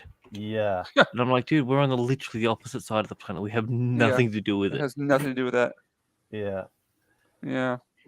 I mean, I have nothing against I'm Mexican, so I know how it is with racial discrimination and everything. Because somebody actually asked me for my green card one time when I visited Mexico, and even though I was a U.S. citizen. And I'm a ginger. I know what it's all about. Don't worry. They're trying. I was They're gonna trying say to office. he's a 6 foot plus ginger in Japan. I'm sure he gets a few looks. yeah, at Over least here, it's kind of like, oh, that wasn't me. Oh, sorry, my bad. I asked you about your publishing choices. Oh, publishing Indiegogo. Well, we're published. I guess Indiegogo. We're going through for our crowdfunding. Yeah, Indiegogo would be the best because Kickstarter seems to have a lot of fake fundraising going on over there. This is something that in the future, if you do your next one, speak to Eric, because Eric has it all. Eric has it all hosted on his own site. So and well, Roger Ryder, the guy I'm working with on this, he was like, we're having this conversation. He's like, oh yeah, by the way, you might want to be careful about like depiction of any kind of extreme violence. I was like, what? He's like, yeah, Indiegogo. There's some people. Oh, oops, I got a private chat here. Be right back. Oh, okay. What you would call it? He said, yeah, Indiegogo actually had people go in and edit their pages in order for them to get their campaign to continue. And if something like that happens, don't get discouraged. We will find an alternative revenue source for you. Yeah. And so he said, just be careful about it. And I was like, I understand where he's coming from because this is a project we want to go through. But I was like, I'm not going to edit anything. No, dude, don't. I'm not going to. Yeah. Like, and that's I'm going to put it in how it is. And if they got a problem, we could take it up with each other. But there's like, no, that kind of whole system's got to stop. That's the problem. The willingness to capitulate. Yeah. Is your willingness to basically say this is no longer my art. You're just drawing for someone else. Yeah. You create all the characters, you do that, but you're drawing for someone else. Right. And you can't even start that. Like, the fact of the matter is, as close as you are to having something, if you were to turn around and go, you know what, we're not doing it, you haven't lost anything. Right. And we will make sure that you get it out there. Yeah, it's this one, there are instances in this, like this first book, like I was mentioning earlier. This first one's, it's not going to just be like exposition thing, but it's introducing the first. It's the first book. It's introducing the characters. It's introducing the world. There's not going to be a whole bunch of like gunfights and this and that going on, but there are instances where there is going to be some violence occurring, and that's normal. Like that's normal in movies and normal in comics. You're doing it as an actual book one. You're Yeah. not going. Well, I'm going to put all my eggs in one basket, and then I hope it goes. No, you're like, this is something that you want to work. Yeah, exactly. We have a plan for this to continue. Excuse me. And I also want this to be, this is a portfolio piece for me as well. You know what I mean? As I don't like, this is what I want to do in the future. Yeah. This is what I mean. I've invested a lot of time and money into, doing this professionally, and I just couldn't. I just don't like the idea of somebody coming in and telling me, yeah, you know what, on page 58, we don't like that blood right there. So can you please take that out? Like, fuck I don't you. know why. I don't know why Indiegogo would have a problem with too much blood. I mean, hell, Yeah. I got Chino. I helped support Chino from the Chino from Compass Comics, and that comic was pretty bloody. Well, and also you've got to understand that there's going to be an ideology when it comes to whoever's deciding what's happening as well. Right. Yeah. If they turn around and say, well, this is a comic coming straight out of Japan, Right. it's automatically going to pass a lot of the little tests. But they go, well, this is a I'm just gonna say 6 foot, 6'2". I'm not actually too sure how tall you are. I'm just gonna go, 6'2", white, red-headed guy with freckles. Comic. They're like gonna go, yeah, let's have a look at it, see what's going on. Right. Oh, by the way, Joe's Atmosphere. Yes, I'm in Japan right now. I've been living here for 20 years now. Yeah, give or take 2 decades. Yeah. Feels like it sometimes. Shit. I just going through art school and always being told to press the boundaries. You know what I mean? It's just So maybe they'll look and say, "Oh, he's from Japan. Oh, okay. So we gotta we can't be doing anything to offend people of Asian descent." Yeah, so. Just add a few extra. The Jinja ninja. Okay, yeah, nice, yeah. Oh, okay. Oh, yeah, we understand. What's his name? Sure. Yamas. Oh yeah, Yamas. Oh yeah. Oh man. Just the let you guys know when it comes to, I don't know, this is kind of like I don't really get very detailed with my underdrawings, as you can see. I kind of keep them really loose, just in case you wanted to know if you were interested in that. I just like to have that freedom to kind of mess around with things. I think that comes in handy if you're doing it, all by yourself. If you're penciling and inking and doing all that, because if somebody else is doing the inking, then you got to really be exact with your pencils so that the inker will know exactly what to do. So, if anybody was wondering about that, which I don't know if anybody was or not, but there you go. Yeah. Well, I'm not anymore. So. Well, I wouldn't know because my drawing's terrible. You've seen me draw. Hey. As long as you're having fun doing it, doesn't matter, man. Yeah, I'm better at writing. I have been in a writer's block for the past couple of months or year and a half. There you go. Well, you got to do something to get out of the funk. Just gotta, I don't know, man. You got to find that place where you can kind of get away from, distractions. If I don't know if there's a place like that you could go to. No internet around you, no TV. Well, I'm basically I'm basically an introvert, so the outside scares me. Oh, yeah, it's a scary place. It's you know what? It's not a safe space out there. I've been trying to tell people on the internet that. You know. Oh, here we go. Roger Ryder. Hi, Roger Ryder.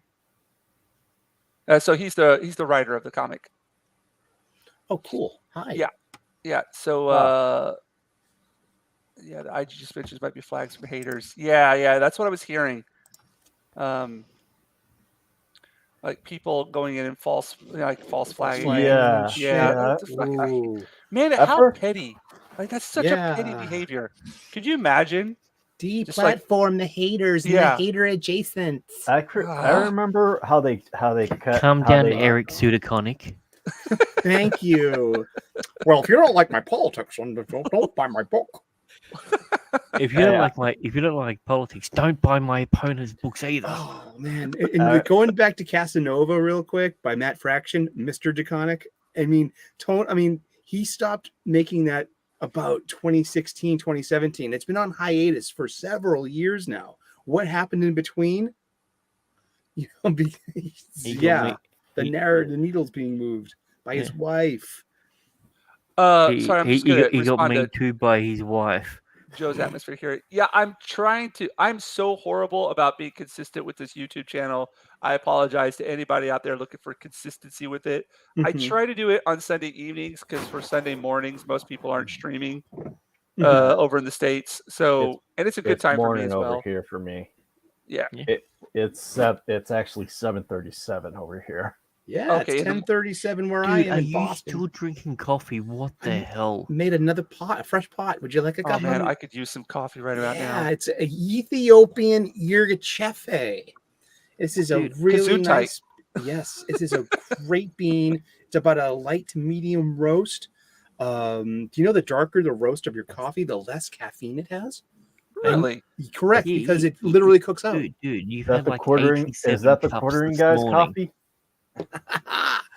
No, I haven't tried the quarterings coffee. Actually this is Dell's coffee. He's one of my good friends, and he lost his job during the lockdown, and right before it. So he did what he always wanted to do: make his own coffee shop. Yep. Dude, Not Because Yeah, of the lockdown, man, a lot of people have just said, fuck it, I'm gonna do it on my own. My dad actually had the same problem. He was laid off during the recession, Mhm. but they were like, he used to sell garage doors, and they were like, oh, we're gonna let you go because you're too old. But before we let you go, can we have you teach the young guys? How to do it? No. See, no. And then so after they laid him off, he decided my stepmom actually talks him into starting up his own business, which he's always wanted to do. Thank you for the sub there, Joe's Atmosphere. I appreciate it, man. And I will try to make this Sunday like a thing. Yeah. It's been my Sundays are most fun day. consistent time to do it. But yeah. And it'd be great if you guys if you're would free, you jump guys in are always any- welcome on here. Sunday morning's great for me. I should be shooting my content, but this is great content all the same. And Yeah. This is seriously, the first time I've ever been on a content stream. this is good, and this will be first of many. And just Yeah. that just keep doing it. I mean, and Yeah. talk to the people in the chat, and especially if and this is my big thing. I've made in real life friends through the live chat. There's a bunch of us meeting up for Fan Expo Boston in 2 weeks, like Thomas Gilkey, the Gilkinator, Dr. Rachel right. Lindbergh, Memes of Destruction, Pope Metallicus, Pope's Brightest Cool Day, Macklin Made It, maybe even Sporking Scott. Oh, cool. And these are the kids that we all show up for movies and supper since December. So we started doing mini meetups, and it's really cool. Yeah. Were you at the same one when you went and saw Doctor Strange? Yeah. That was I liked it more than anyone else because I like Rami movies, and I'm just not like personally invested in the MCU as much as everyone else is. And I love Marvel, I really do, but I see MCU being a bit more derivative of Ultimate than of 616. Well, dude, And it is the Ultimate Universe. You got the I Nick actually- Fury, like I yeah. actually see the MCU going to the 2016 Marvel, which was all new, all different Marvel. When that guy Rex, what was his name? Rex. Rex and Effects. Rex No, and that. Effects and But oh man, I love the hell out of that song, Axel Alonso. Yes. Axel Yeah, my the God. Axel Axel Alonso Alonso days. was in charge, and he actually switched out every mainstream character with Except now, instead of all new, all with different, a it's all new, derivative. all diverse. Yeah, and it's I Yeah. love what But- Ethan Van Sciver says about it, that it's that they're derivative properties of an existing IP. Therefore, there will be no recompense for Yeah. its creator. I mean, just trying to save a few bucks, eh? That's Sam brilliant. Wilson. I love Sam Wilson as the Falcon. He and what? Dude, Why did they have to make him Captain America? Oh, dude, don't get me started. Don't get me Well, started. Yeah. I mean, yeah, it Sam is what it Wilson. is. Sam Wilson did okay. Let's just say Anthony Mackie's portrayal of Sam Wilson's Falcon did Mhm. something that hasn't been done since. Like it was an Aquaman. It took a campy sort of character that was weird and modernized him to the point where when people think about the character, that's the character that they think about. Mm-hmm. And They think Anthony Mackie. They don't think Sam Wilson. Anthony Mackie was phenomenal, especially when his introduction scene. He's a Yeah. guy that's there for vets. He's the guy that's doing like you instantly like this guy. Yeah. I love his conflict with Bucky. I love that they went on for Yeah. 2 movies. That was cool. That was really that tension was really fun. Yeah, I hate you. I but in love the that shit. That was But fun. in the series, it didn't make any sense. Well, because they bonded now. That's their character Well, arc, though. I hate No, it. but I hated the fact. it's so. The problem is you take a character like Falcon, who is a US vet, who cares about the soldiers, and then the moment that a US soldier saves him, but because he happens to be called Captain America, Mm-hmm. he fucking leaves him there. He doesn't give a shit about him. He sympathizes with a terrorist that's designed purely simply to kill people. Like Mm-hmm. they took the character that was the most, I'm gonna say the most Americanized sort of character. Mm-hmm. He didn't need to become Captain America because he was already better than Captain America. Mhm. Falcon was already a better character than Captain America because where Captain America ultimately fucking turned his back on everyone and went back in time and everything, Falcon never did. Yeah, that's what Falcon never did. That's one of the things that I did not like about Endgame. Captain America would never do that. You know what? I got it. I got your opposite to that. I think Captain America knew intellectually that he can be in 2 places at once, literally because of time travel. That he could finally do something for himself. He's one of the most selfless characters ever put down on paper, but the most selfless people in the world. Sometimes we really need something for ourselves. And what qui bono? What matters? Like, who profits? How can Steve finally rest? No more fighting. But the problem and is get in the Peggy. Wow. in, I mean, I like in that. the same movie where he's worthy enough to pick up Mjolnir. Yes. In the same movie where he's worthy enough to pick up Mjolnir, he's gonna go back. He's gonna go back to and change nothing. Right. I mean, it makes no sense. So he's gonna go through knowing all the history of everything, letting Bucky and But he everything. knows knowing that everything's going to turn out all right because he has faith in his friends. Yeah, No, but the what fact of the about matter- what about Sorry. Peggy's children? They're never going to be born. Peggy never had children. I don't think she yes, did. she did. In the movies. Yes. Yeah. Not it was- Sharon, because Sharon was her niece, right? And I love You know, that story note in the show. In Winter Soldier, she said she married a great man and she had a great family. Yeah, Mhm. and it showed and in Agent Carter, actually showed her future husband, who Mhm. was paraplegic, Mhm. who lost his leg in the war. Hmm. Sorry, let me just throw Joe's Atmosphere. Thanks for stopping by. And yeah, please keep an eye out for the next show. And and then showing up. Yeah, drop I on by. like how they made Sharon Carter a bad guy because she got dumped for her auntie. It's so I dumb. love that. I think that's so funny. So dumb. Sharon would never have done that, but still, it's No. like MCU characters are No, but not. that's characters. modern. That's modern MCU. Take a Yeah. character that would never do something, make them do something because why? Because Subvert. of feelings.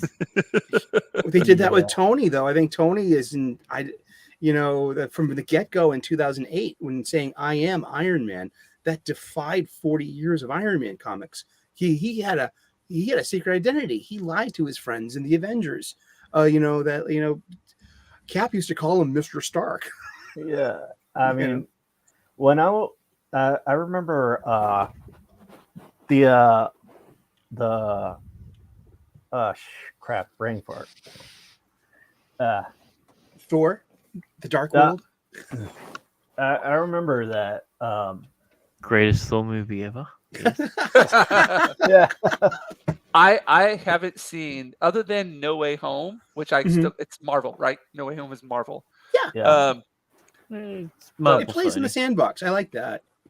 It's what I just consider like anything that has a Marvel character in it from the comic books to me is just Marvel. I don't care who owns it. I don't care who's got the rights to it. It's what I mean. It's depicting.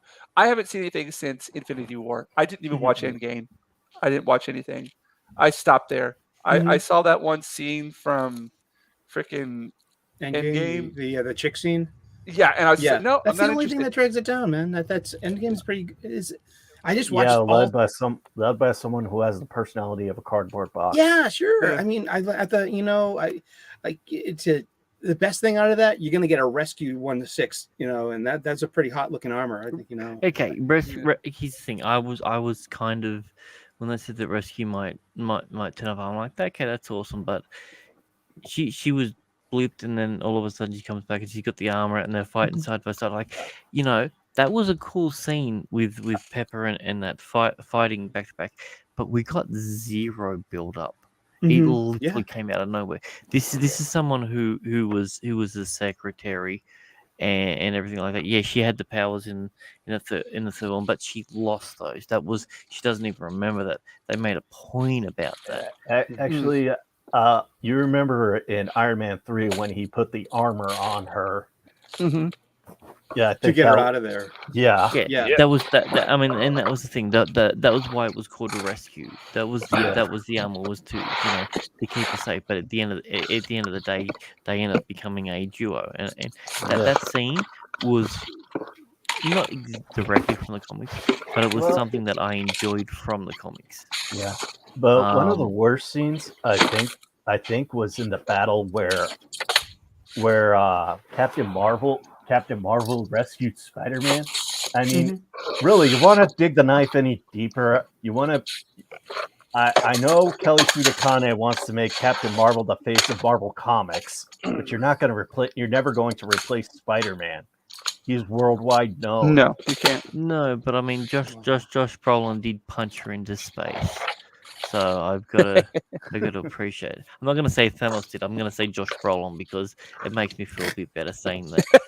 Oh, speaking of Josh Brolin, I loved him as Gurney in Dune. Yeah, he was damn good. Oh yeah. yes, I just watched that again 2 days ago. You did? I was Yeah. so worried he was going. Dude, He wasn't just out going of to. curiosity, who did you hate in Dune?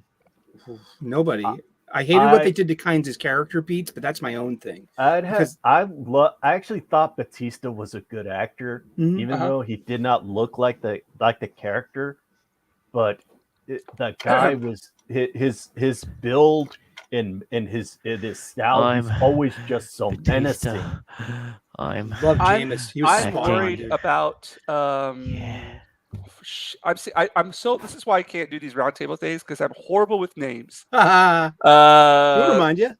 The girl. What's her face? Zendaya. Zendaya. Yes. Uh-huh. I'm worried about her because as an actress, she's never really impressed me. But I know the next movie, it's going to be based a lot on their relationship. they're bonding and what's going to be happening with them. So they're going to have to pull the weight of the story a lot. Well, I mean, Yeah. here's Whereas- the thing: you got Timothy Chalamet, and there's a clip of him about 4 years ago in a subway, and he pulls that Dune and he's reading it.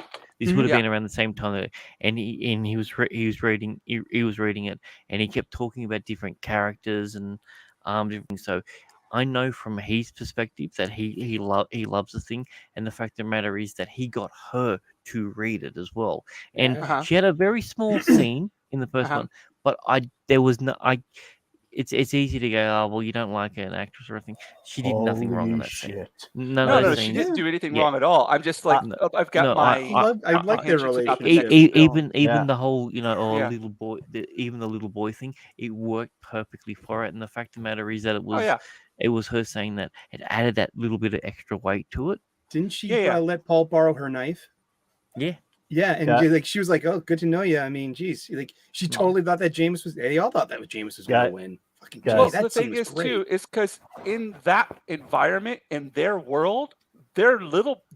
He's a little boy. He has no experience whatsoever with that he's culture, with that world, absolutely with the environment. Yeah. Dude, look at him compared to Idaho.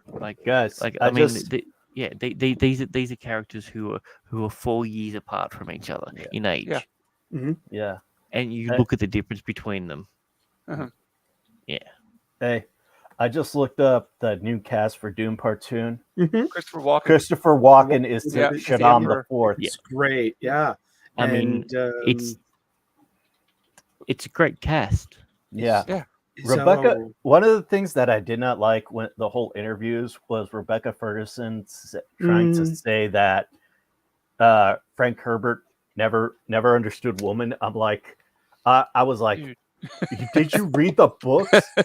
No, she didn't. That's the thing. No, she didn't. Bene Gesserits were like the Jedi of the Dune universe. Yeah, they're hardcore. They run everything. Yeah.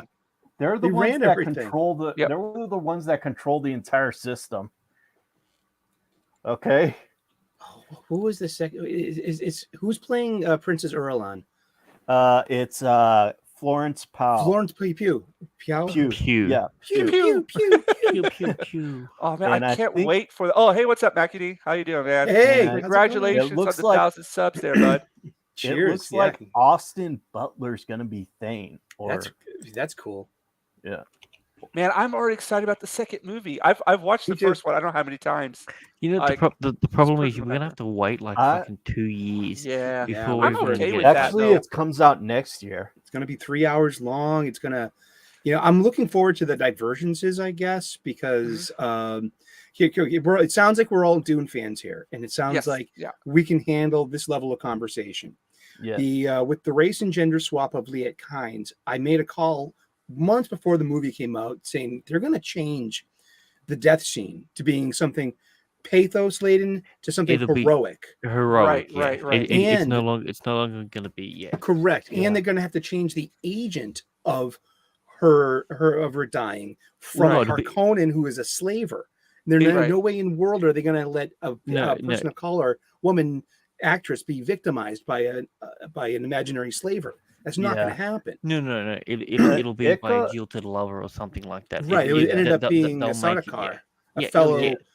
agent of the Emperor, because they both work for the Emperor. Yeah. You know Which what they're I mean? also It's- probably gonna race swap. Yeah, I mean, And- it's kind of like with just some guy said about the new Sandman series with the casting of Death. Yeah.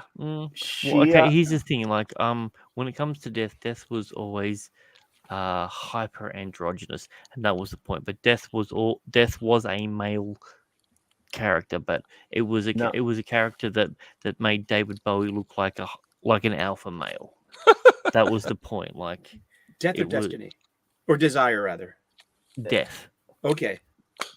Destiny, because here's the thing, they're gonna go the 7Ds with the whole thing. So Yeah, we Yeah. haven't seen Destruction yet. We haven't seen we Delight. haven't seen any of that yet. We don't I know. hope they don't show how Delight became Delirium. That's one of the best missing story beats from any story, because we can use our imagination. Like No, something no. horrible must have Here's the thing. happened to Delight for No, her no, to become Delight delirium.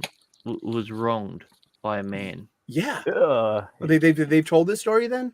That's No, what, no, that was no, my no. imagination. That's what they do. That's how it is. Mhm. Yeah. Because Delight's being played by a woman, so therefore the only reason why they would turn was because they were wronged by a man. Delight Yeah. was like the original blue-haired land whale kind of thing. Seriously, weirdo with the you know what I mean? Just like Well, everything we could. technically it was red, but yes, you're right. Yeah. It was that haircut. It was It- that yeah. that And, half and her hair. unique voice with bubbles. death, Mhm. with death, they actually cast it. I don't know if the actress is any good or not. If any is any good or not, we'll have to wait for the show. But if they actually cast it, a lot of people were upset because they cast her to be black. Oh, Hmm. nice. All right. Mm. Ooh, hello. Give you my best. These were my hello. favorite. These were my favorite back in the days, man. I read Yeah. these. I don't know how many times I read through this whole. You Yeah. want to know what the weirdest thing about the cover that you picked up? You've This got one? Adam. On the other side, you've got Adam Warlock front and center on there, Yes. and he's only now going to be introduced in a Sure. non-Infinity War based sort of thing. Like, Man, what's Yeah. his purpose in the MCU? Is Like, that a George see, Perez cover? that was so. I'm looking at Wanda's No, face and like it's I can't. No, it is Perez. woo. Yep, it's George Perez. Oh, There you go. George Perez. Yeah. Yes. May he rest in Look at peace. Indeed. Man, wait, that can't be Perez because Namor doesn't look Aztec. Oh my goodness. But going back to Dune real quick. Okay. Yeah, sorry, so we're yeah. all Dune. Okay. Yeah. What's going to happen to Thufir Hawat? Will they respect the book? Because now Thufir's been being portrayed by a very light-skinned person of color. Are they going to let the slavers enslave Thufir as was in the Lynch and as was in the book? Yes, enslaved, but death no. Hmm. Yeah, the I do not enslavement will think still they happen. would kill. I don't think they would kill him like a self-sacrifice, like in the Lynch movies. Hmm.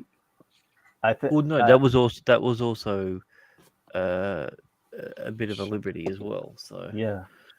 Because But- in the miniseries, we don't see Thufir again after the fall of Arrakeen.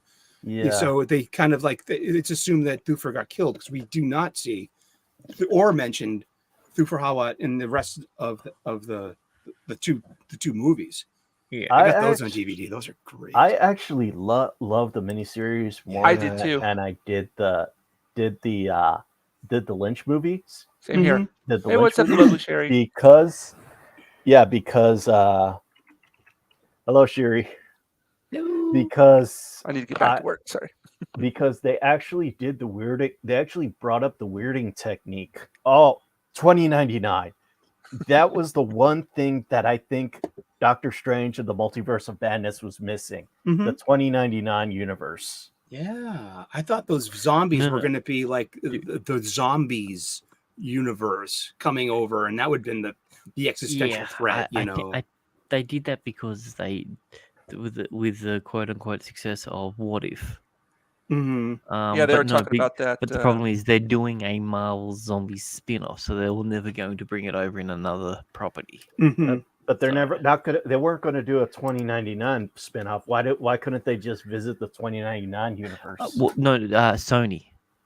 Oh, Sony Oh. owns that. damn. It's a Spidey derivative. Oh, Hey. sorry. I was I kind of like derailed the conversation there. Yeah. For Howard. Oh, Thufir. Yeah. So Yeah. what's going to become of Thufir in the next movie? I think my prediction is you can plainly see a man walking across the bled. I think Thufir is going to be with the smugglers and with Gurney. He's going to be Yeah. a smice trader. Yeah, Slice and trader, he's going to be the guaranteed. brains behind the outfit, Mhm. and they're going to have a nice big Yeah. reunion scene with Paul too. Yeah. But Oh yes. I'm Will not they looking for let that. Thufir be harmed by Harkonnens because of his casting? I think it's a fair question, and because Who's the actor that's cast? I forget. I'll look him up, but it's a very light-skinned person of color, and Yeah. Harkonnens literally are slavers. Gurney Yeah. Halleck escaped from Gede Prime, lost his sister. That's how he got his Inkvine scar. You See, here's the know, thing. Like, he's not one to play politics. So I don't. Yeah. He's either not. It's either not going to be included. Or I mean, you can tell the story without that being included. It's going to be a weird one. Mr. Stephen McKinley Henderson is Oh, playing. Wait, playing Thufir wasn't in the first one? Correct. Thufir Yeah. was in the first one. yeah, He he was. He had that. Yeah. He had that tattoo on his lip. Yeah, which I he thought was a cool really character. good I design liked how for he was Mentat. portrayed. Yeah, exactly. I wanted to see more of him. Yeah, the eyes rolling back in his head so he can access Yeah. that memory. You know, Yeah, kind of Yeah. stuff. Like I that's pretty cool. thought that was a genius touch of him. Yeah, that was really cool. Him computing things in like Yeah. rapid succession. Well, because they got to show that, because there's a lot of people out there, normies, who don't know what's going on there. So Right. by that little addition of that, those eyes rolling back, you obviously know, oh, this guy's got something going on Yeah, with them. what is a And- Mentat? Well, we're Yeah. going to show, not tell. Yeah. That's Yeah. Villeneuve did such a great job with show don't tell, especially with Leto the First and Bull and Matador imagery, like the I old love dude that. and like dying right underneath the Yes. bull's Yes. head. Isn't that that an was awesome fucking scene? amazing. Yeah, That was amazing. That was Yeah. the symbolism there. so much simple Ugh. and stark. That was great. Yeah. I mean, And just, I thought the place of Northern Ireland where they had the Atreides homeworld was Mhm. genius. beautiful.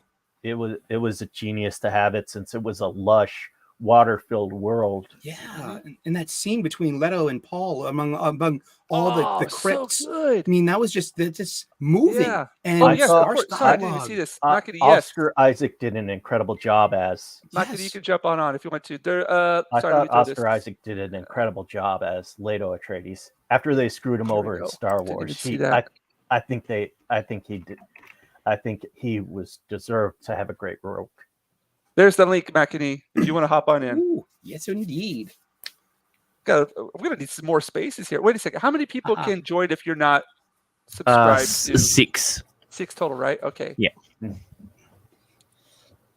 Including you. Man, right? this makes me want to watch the Dune movie again right now. Yeah. Like, Yeah. I mean, was thinking when they introduced Baron Harkonnen, it was so similar to Apocalypse Now when they introduced Marlon Oh my Brando. gosh, I'm glad I wasn't the only person who realized that.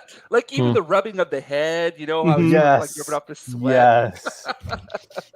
Oh my god. I was in the movie theater, and like most people in Japan don't even know about. Like I've never had a conversation with anybody in Japan about Dune, and I'm sitting here in the movie theater watching this, going, "Apocalypse Now!" Like, oh, genius! I love it. It's called. And they're It's like, it's oh, calling out great- tributes to other great white thought- ginger I thought talking in this- theater again. This people was do the not this talk in the was the theaters here, man. be- They do not at all. Like this was zero. the best. Here They it came don't from. talk in. Yeah. In Japan, no one talks in the theater. I've This heard that was from the- a lot of my friends. It Yeah. doesn't Is that happen true? at all. You don't hear anybody.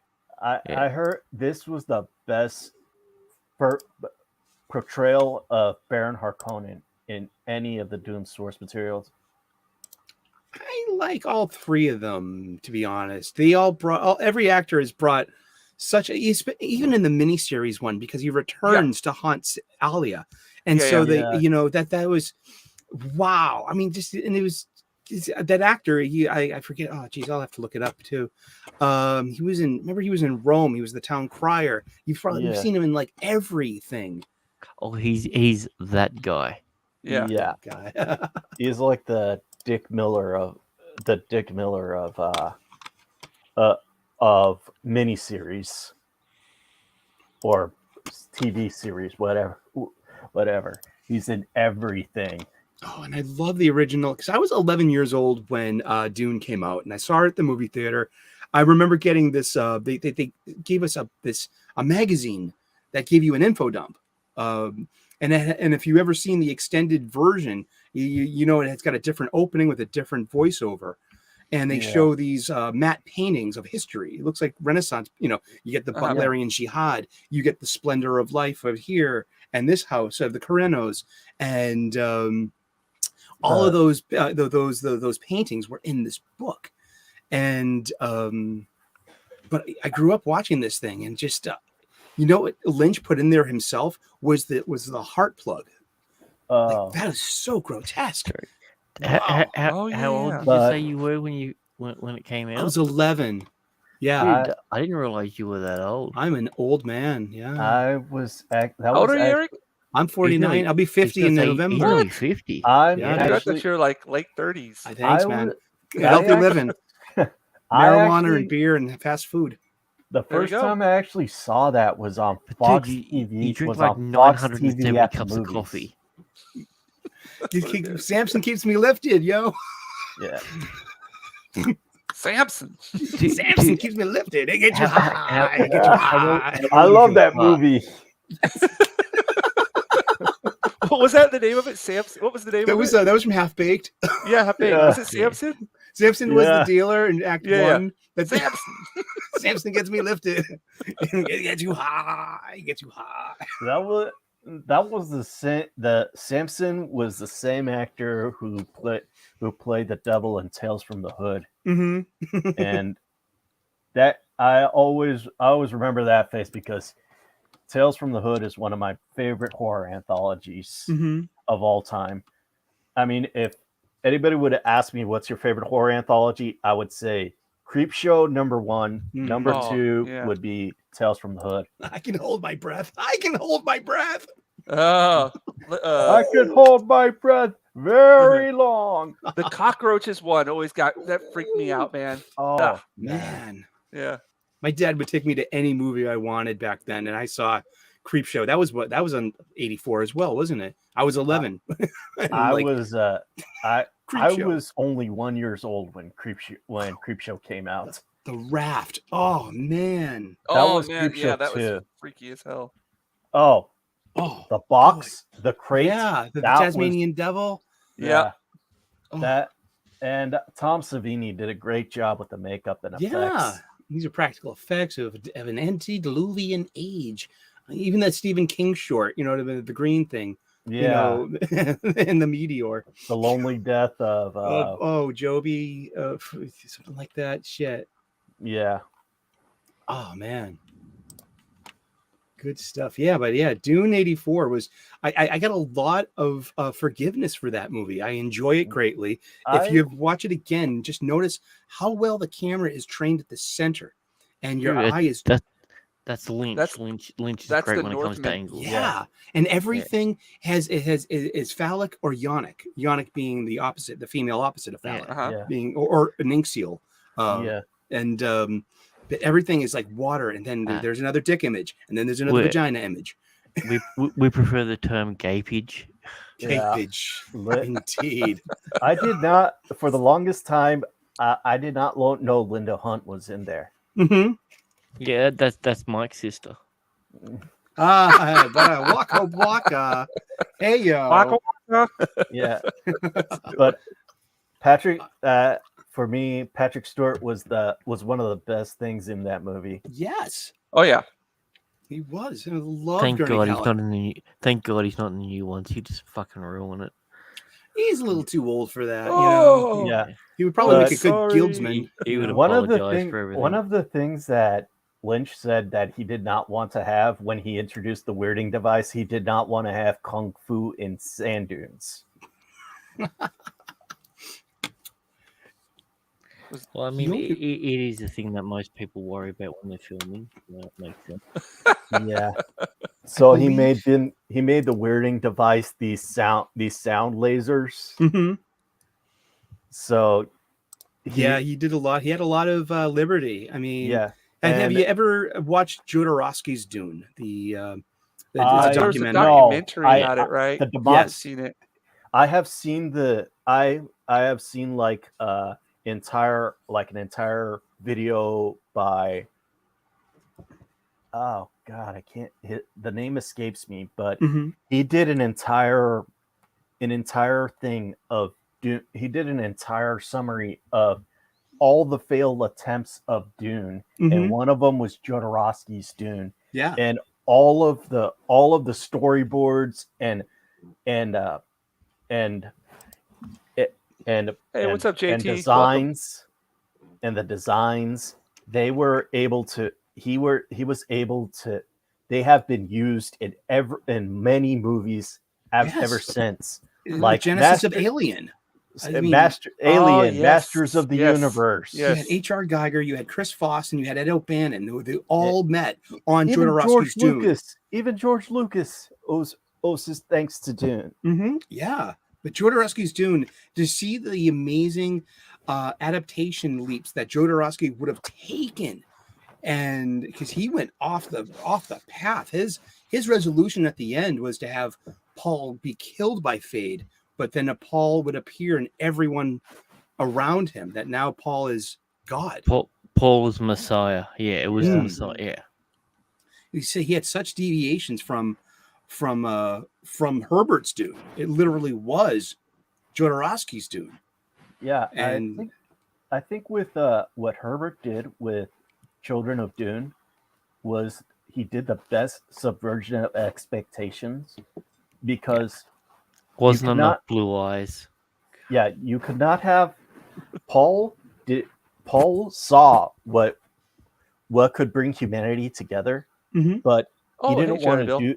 he did not want to do it I was going there. because he right. did not want to do it because it would cost billions upon billions of lives. Mhm.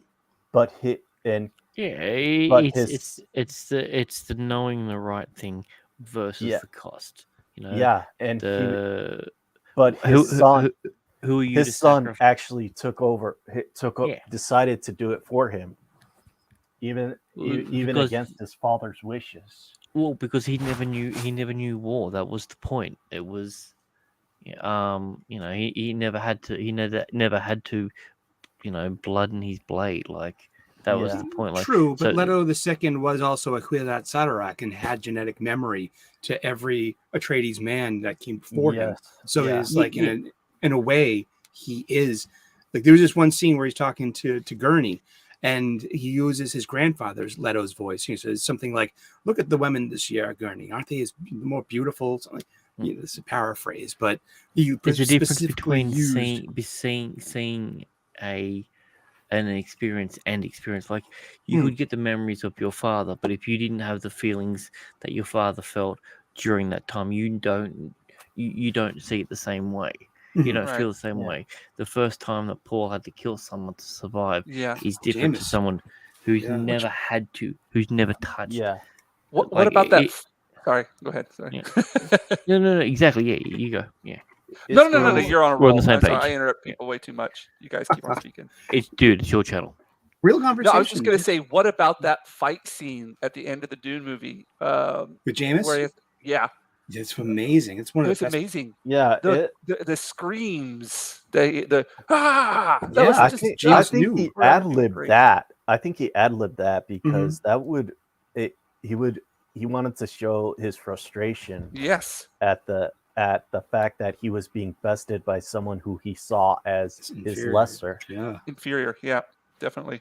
And I think the genius storytelling that the director put in is because Janice said he in a flashback he said, "I will teach you the ways of the desert," Yeah. And- yes. and he actually did that by killing him. Because we're going to see at Yeah. the beginning of the next movie that look, he sheds he gives water to the dead. Jameis Yep. was Yeah. my friend. You know, Yeah. it's a powerful That's- scene. Powerful. Water to the dead, exactly. In the desert world, crying for your enemy. Like that's Yeah. even at the time. That's what I'm saying. Yeah. Like experiencing that and then having Yes. a memory of that is Uh-huh. completely Mhm. different. Different. Mhm. So yeah, and Yeah. that's what I'm saying. Great so, point. And also, I think like the Muja that I liked in Dune that they actually showed the Mujadid Mhm. something so small that can Hey, survive hey. in a Hello, Makini. planet More so harsh. drawing. Yes. More art. I love this. How's it going, everyone? Going Hey. well. How are you? Welcome to Makini Draws. Thank Nice. you. This is Any boomer There's- points today? there will be. Oh, there will be. Don't worry. No, No, I'm no, doing this. This is going to be the drawing I'm going to be doing on today's show. Uh-huh. Cool. As we have Megan of the Noob Review stopping by, so I'm gonna nice. Awesome. draw her Oh. a superhero.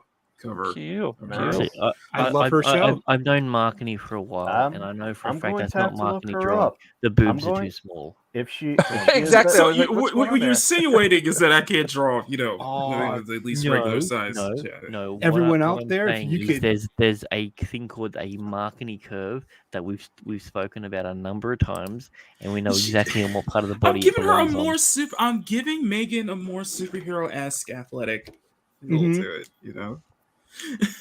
Is she going to have FNT boots? Oh, that could I be thought you said interesting. boobs. FNT boobs. Boots, as in Manolo Blahniks. Yeah, the ones that she made. Yeah. Yeah. Ooh, that could be a good idea. I'm going to look at that. I'm going to look into that. Or you Okay. could write FNT across her chest. I don't know. Actually, I was just going to put noob across her chest, but Oh, yeah, that's You that know, could cool. work because Yeah, too. with the dude. two O's, you could like really fit Oh, that Ohio in. no spec. Ohio gozaimasu. O genki desu ka? Yeah, and if you're not subscribed to Megan Lee, go look her up. She's Yeah. got a great channel. I love her energy. Oh, She does a Absolutely. We're going to try weekly- to. I'm gonna try the best I can to get her to 400 on this Mhm. stream, so at least we can help Awesome. her out a bit. We'll Yeah, try I and get love Ninja to this- 200. The energy Wouldn't she do has. that. oh Eight yeah. away. If you guys want to, Yeah. I'm not even 8 paying away, attention guys. to Come on, numbers. 8 away. It's Right, all anyway, Ginger, I've got to go. I got to head off, buddy. So, Oh, you heading out, man? Aw. Oh, thanks for stopping yeah, by, bud. I really it's appreciate one- it, man. It's 1:16 in the morning, so I'll be Okay. Sorry, sure- I don't have any I'll of be that. sure to like, subscribe to your channel, Mr. Grant.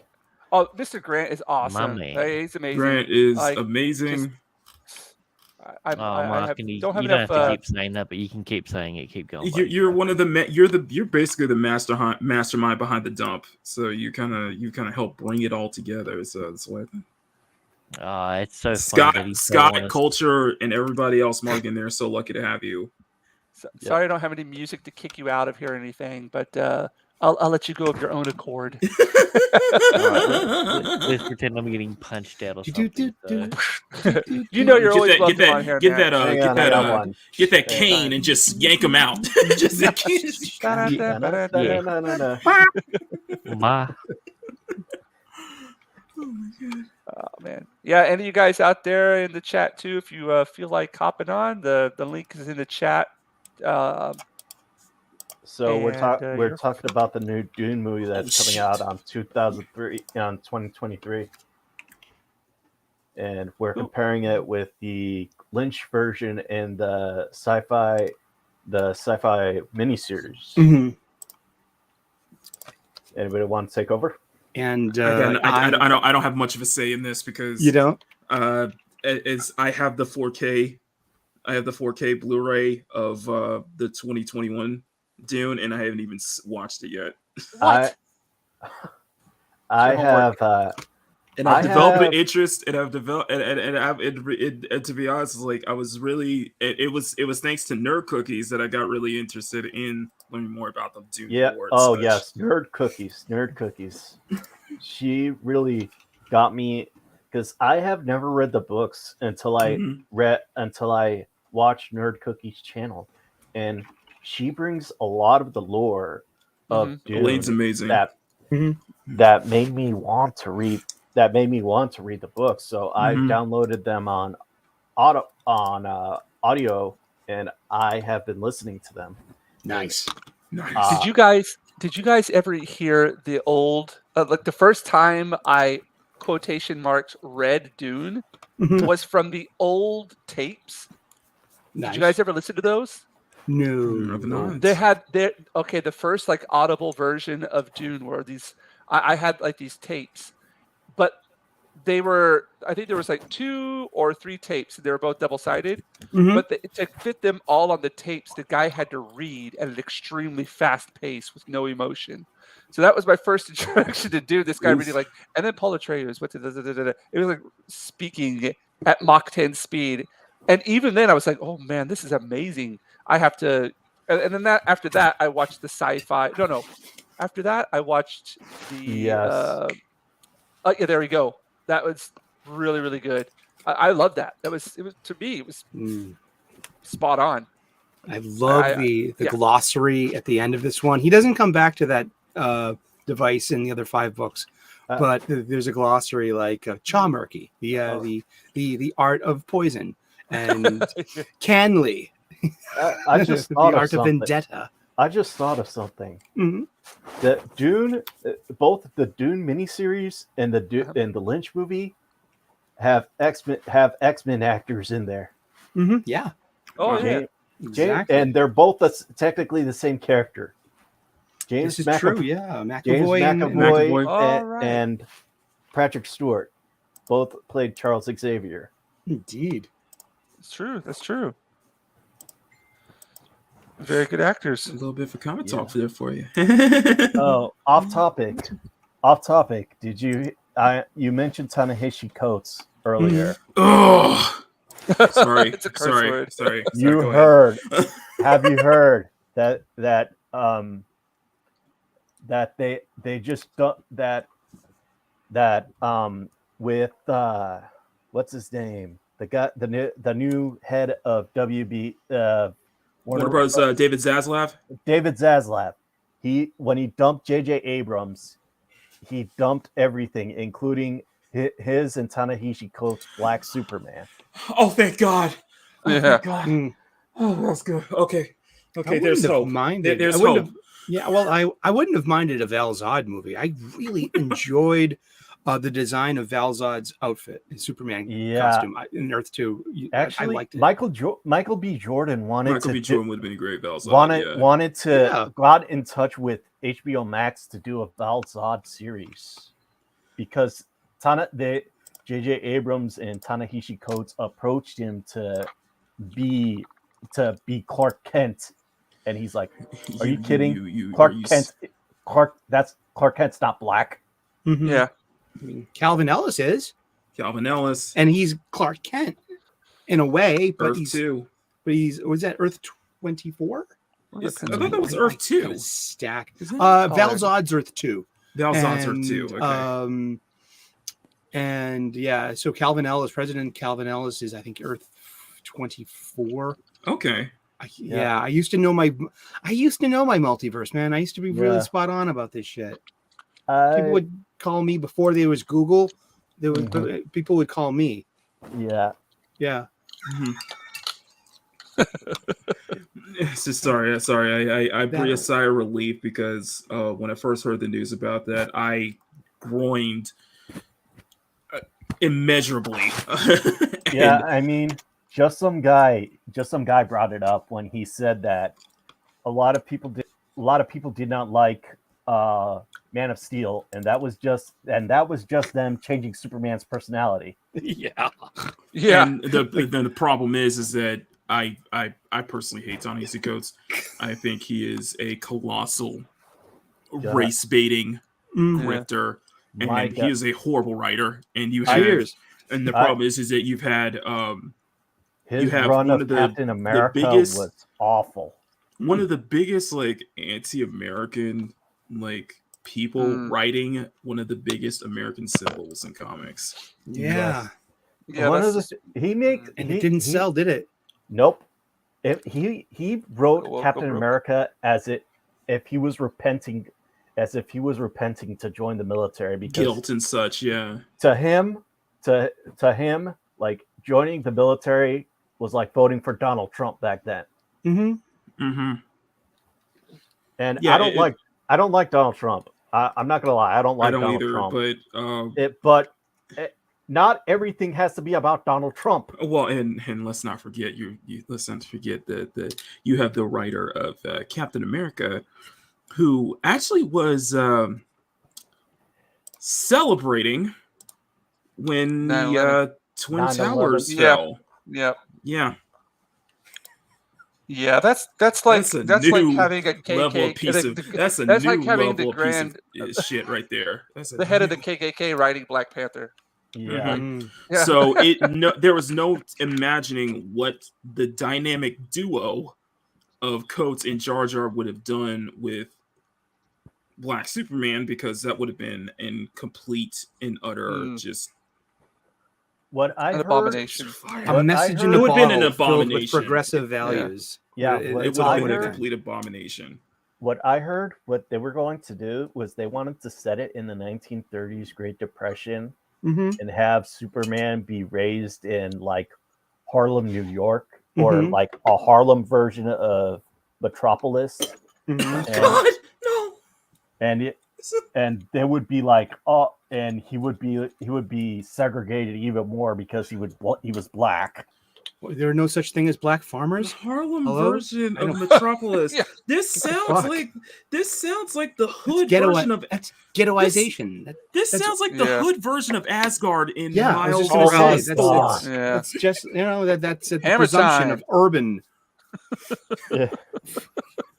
I It's all think just that laughable. I think that would have been terrible. And thank God they pulled up David Zaslav pulled a plug on that because Hmm. on top of But- that they before David Zaslav came on board, Uh-huh. they gave Jar Jar $90 million to do exclusive stuff, and I say that in quotations, In quotation marks, exclusive yeah. stuff for Warner Brothers, and he called dibs on all these DC characters, so nobody can do projects with them, and on top and out of all the years that he had, all he had was a script for a pilot episode of a sci-fi series that didn't even see the light of day. Yeah, I was like, where's the rest of that? What was it, 90 billion? Was it 90 million? What? How much was it? $90 million. Okay, so I'm assuming at least 1 million went to that script, or Yeah. at least a Yeah, couple paper million. clips and ink. Or they could have went to the new Star Wars project he's working on in Paramount. In Paramount. Yeah. Hey guys, I'm gonna grab you a drink real quick. All right. Have fun. I'll be right back. I'll have some Jack, or some Irish okay. whiskey for my coffee. Some Jameson's. I'm just saying. You could have critical taken. into it. Have I'm critical just saying Pokemon a making for you. better. All I'm saying is a better use of Go that away 90 now. Pour out a million. little liquor. A better use of that 90 million would be to take that 90 million and add that to the 3 million or 3.5 million of Rippaverse, and let's make a full Yes. make a full film adaptation. Yes. I haven't even got my Ripper yet. I'm waiting to the end. I got cover that A kinda- I got the signed cover A before they went out of stock. So I have to really have to get into Rippaverse. I want to get a hat Oh, too. speaking Put of- it next to my rebellion hat, that would be awesome. Speaking of McKinney, I Uh-huh. have this. I asked Eric this question. Mhm. Imagine if Ta-Nehisi Coates. Oh no, wait, not Ta-Nehisi Coates. oh god. Kwanzaa Osayefu was in a stream with Eric July. How would it go? We would have to lock the doors, and it would. I would figure the entire convention center would just all come crumbling down. We turn into the end of Carrie with Sissy And Spacek. Carrie's- yeah, it's like it would basically be a Dragon Ball Z fight just between these Go two. Go on. Um, Hey, Goku's fu- shirt just came off. It's getting real. yeah. ISO Cheers, versus guys. X. There we go. Yeah. Green Label. Yeah. Is that like the Budweiser in Japan? Better than Budweiser, Mm. but no, you've got your. Well, it's probably Kirin is the second biggest beer Yeah. producer here. Uh-huh. Asahi would be number one, then Uh-huh. Kirin, and then below that probably Sapporo, and then Ebisu. But Speaking yeah. about your home country, the creator of Drink and Bullet draw. Train Yeah. yeah, went when it ripped the haters apart.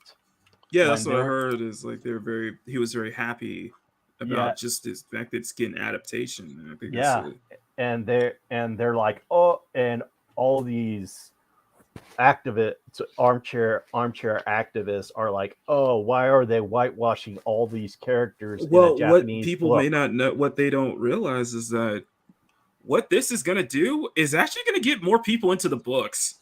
People are going to Yeah. start getting the books because of it. Yeah. If they ever think about that, they never kind of think Just about don't let that. Seven Seas do the translation. That's scary.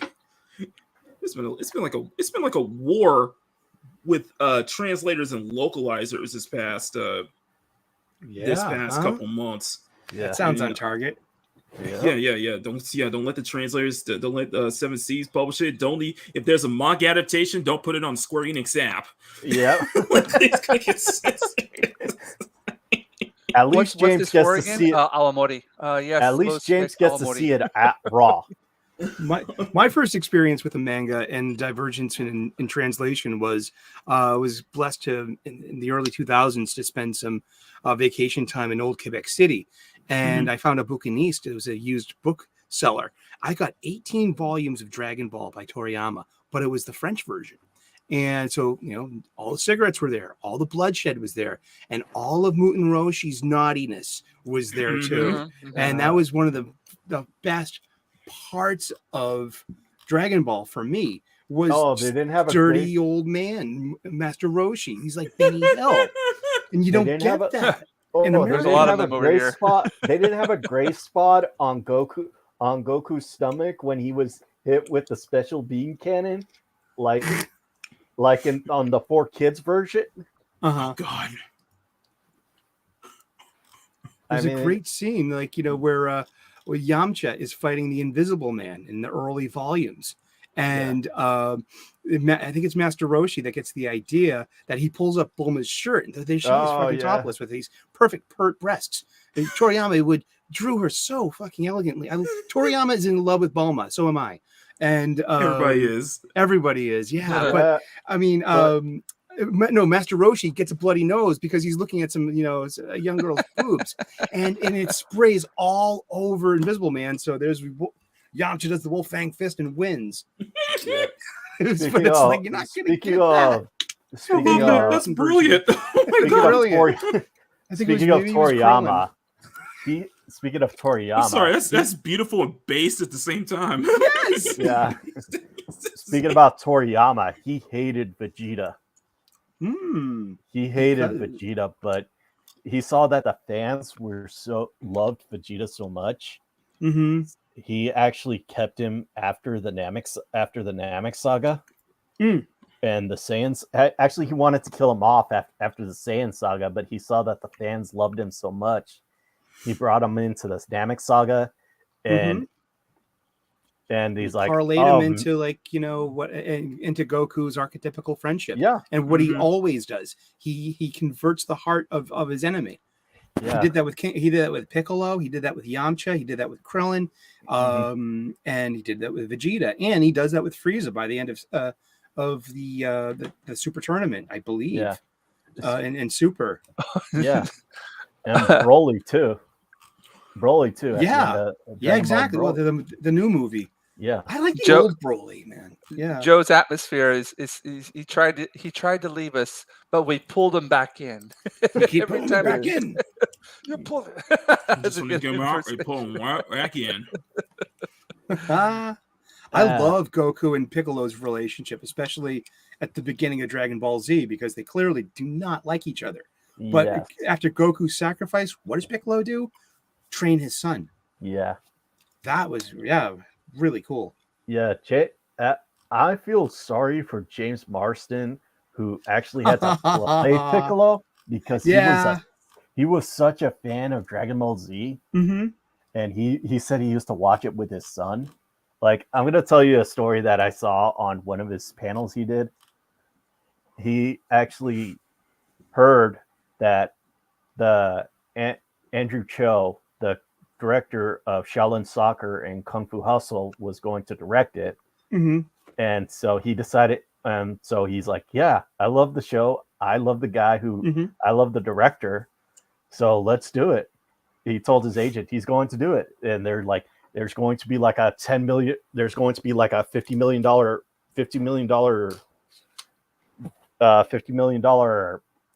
production fee. And production, and he's like, let's do it. So when he gets to Mexico, they're like, yeah, Andrew Cho is not going to do it. And it's only his director's like, Andrew Cho is not going to do it. And it's only going to be $20 million. Wow. Bait and switch. Yeah. And so he was still excited to do the movie. and he saw and Dragon yeah, Ball Evolution. and he actually saw what they were going to do with Piccolo because they wanted to make him beautiful when he first came out, but he's like, no, King Piccolo is old when he first comes out. Yeah, my so junior. he put his contract on the line and he got together with a makeup crew, and he made King Piccolo look old and decrepit, and it was better than what they would have thought. And when the movie finally came out, he decided to take his daughter and his son to go see it. And when he heard that early reviews were so bad, and he's like, please God, he was praying as he was carrying his daughter while his son was leading the way. He's like, please God, just let there be at least 20 people in the theaters. Let there be 20 people. And when he got there, he sees the theater packed, and he's like, oh, thank you, God. And then they find seats, and he asked the guy next to him, he's like, hey, is this Dragon Ball? The guy's like, what? Is this Dragon Ball? It's like, no, this is Fast and the Furious. Oh no. The Dragon Ball movie was being shown in the corner opposite in the opposite theater. So he was praying again. He's like, please God, and he said, including his daughter and his son, there were only 5 people in the theater. Ouch. Yeah. Well, but the good news what was that? What were you saying? I was going to say, well, you can only go upwards from there, I guess. Good. Yeah. The good news that came out of that was that we got Dragon Ball Super out of that. That's true. And James Marsden actually voiced a character in Dragon Ball Super. I am completely unaware. Like, I've never watched Dragon Ball. It's my yeah, I've never watched it. I've watched other stuff, but I just never got to the into the Dragon Ball part. My thing with Evolution was that, like, I grew out Dragon Ball before, like, high school and such, and I didn't see it as like I wasn't as pissed off as most Dragon Ball fans were when they saw it. I was laughing the whole time because this is just how bad it is. I was actually pissed off because I was such a big Dragon Ball fan. It was actually the first anime I saw. It was It was actually I actually got into anime because of Dragon Ball. To be fair, Evolution was 2009, right? Yeah. See, no, I saved my anger for 2010 because of M. Night Shyamalan Ding Dong's just bastard. That'd be bastardization of The Last Airbender. That legit pissed me off. Yes, I missed that one. I mean, I know all Indians are. Oh, I know I know this is gonna sound racist, but I know Indians. Do tell. Indians are Asians, but do you have to? But does everybody that isn't white need to be Indian? It's a huge market. It's just a true bastardization. It was a bastardization. I thought it was show terrible. that I put on the same level of Justice League and Batman. The animated series is one of the greatest cartoons of all time. Yeah. So yeah, I was brand new comic book. I'm sorry, Justice League. Dude, this is written by Jim DeMatteis, and this is called Justice League Infinity, and it takes its cue from the Dini verse, for Paul Dini, the Bruce Timm verse. Awesome. This is great, and it's just a. Sorry, I just didn't mean to interject or step on you, but it was like, just dude, I went to the comic book store last week after being a lapsed fan for a few years, because Wes had me on a station on Thinking Critical, and I needed to get some Love comic books. Wes. I love being on a show. It's Start fucking- watching him. Yeah. And Yeah. I saw that I could not help because I love Batman the Animated Series, I do too. Superman Yes. the Animated Series, Uh-huh. and JLU. They had a great design for every Yes, they Golden did. Age and Yep. Silver Age, and they all coexisted on one world. I mean, this would be the perfect template for a new DC universe. Everyone's there. Yep. Yeah. Yeah, Bruce Timm just basically defined my Nailed it. child. Bruce Timm and Paul Dini basically defined my Yep. childhood right there. Yep. Mm, that's Love, some good stuff. I love, and I also love, and I think Mark Hamill owned the Joker. The He Joker. owns that voice. Joker. Yes. Now, has anyone seen Batman Under the Red Hood, the animated? Yes, I have. Okay. No. Now, Yes, I have. the guy that does Bender does Joker's voice. Oh, Really? Is it John DiMaggio? yeah, No. John DiMaggio. Yeah, That's he awesome. does John- the best Joker you've never heard, because this flew under a lot of radars, and but John DiMaggio's Joker is just one step below Mark Hamill's. It's that Mhm. good. You could tune in just to hear this murderous Who maniac. is the? I would argue that probably the second best Joker voice Mhm. behind Hamill. behind Mark Hamill is Uh, Richard Epcar. Which one? So he voiced Joker in Injustice 2 and Okay. in both the Injustice games and in Mortal Kombat 11. Okay. Didn't he also do Arkham Origins? Was that him in Arkham Origins? Hang on a second. I got a big thing for Cesar Romero.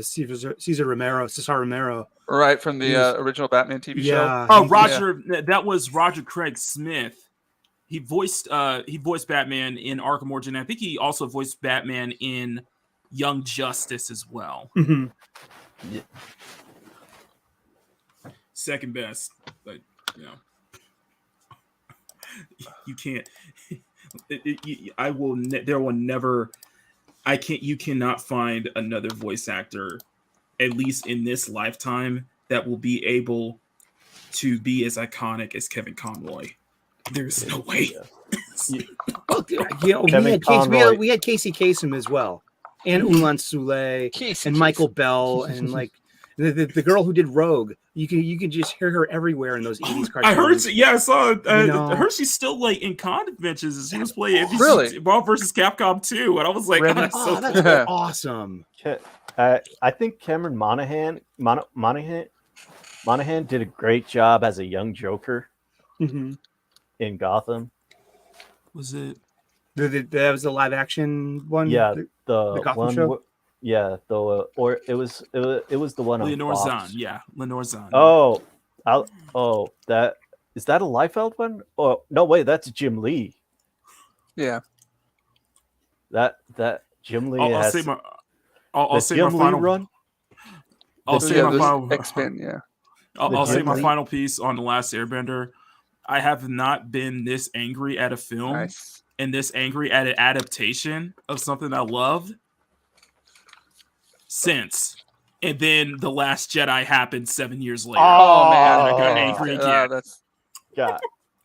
Oh, speaking of, curse words. I saw you. hold Oh, up the sorry. X-Men I know that's a no word. Even on my channel, I can't. That's Oh, a no word. That's a big word. Punisher versus the Brood. Man, I fucking love this comic book. There was like Really? there's 4 of them. It's really good. I love the artwork in there.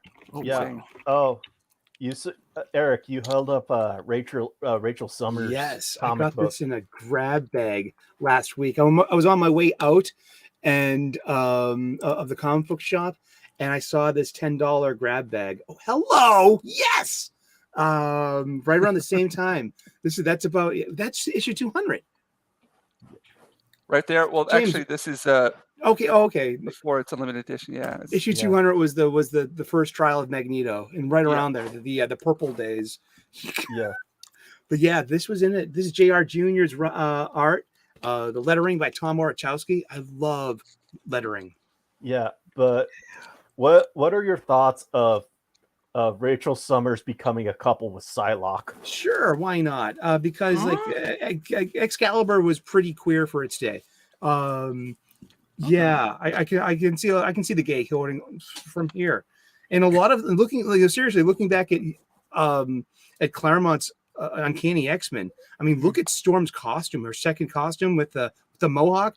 That's a lot. There's some BDSM shit going on there, man. Yeah. There was this undertone of just of sexuality in those early. Look at Rogue. I love her concept. Gobsmackingly beautiful woman you cannot touch. Literally. Yes. Yeah. Yeah. I mean, and then Rachel Absolutely Summers. freaking iconic. That's like a bondage outfit, and she had all this like really submissive. Especially when she's a hound in the future. That's all submissive. Like we see that shit on the hub like every day now. Yeah, it's but like back in '89. But I think that Teeny Howard would be better writing fantasy than superhero. Well, and that's the thing is that the funny thing you bring Old up Rogue and Storm's look, it's just like we talk about like over sexualization and stuff like that, but one thing you forget, one thing that people don't understand. That Ghost Rider look became iconic. Is that the Danny Ketch or the? It became iconic. Is that Danny Ketch or Johnny Blade? No, I think that's Danny Ketch because of the four. Yeah, that's it. Yeah, Volume 2. That's a great cover though. Look at that. Oh, yeah, the Spirits of Vengeance. Well, this was the X-Men Against the Brood, but the Midnight Suns. I enjoyed all those. I read the Fantastic Four.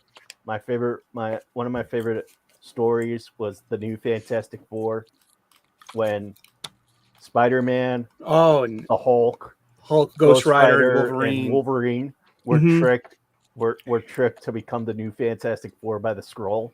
Mm-hmm. Really, I did not know that. I've still got in the That's original new to me. plastic bag. I've still got all my hero magazines. They're even making. I read that they're what's his name? The guy.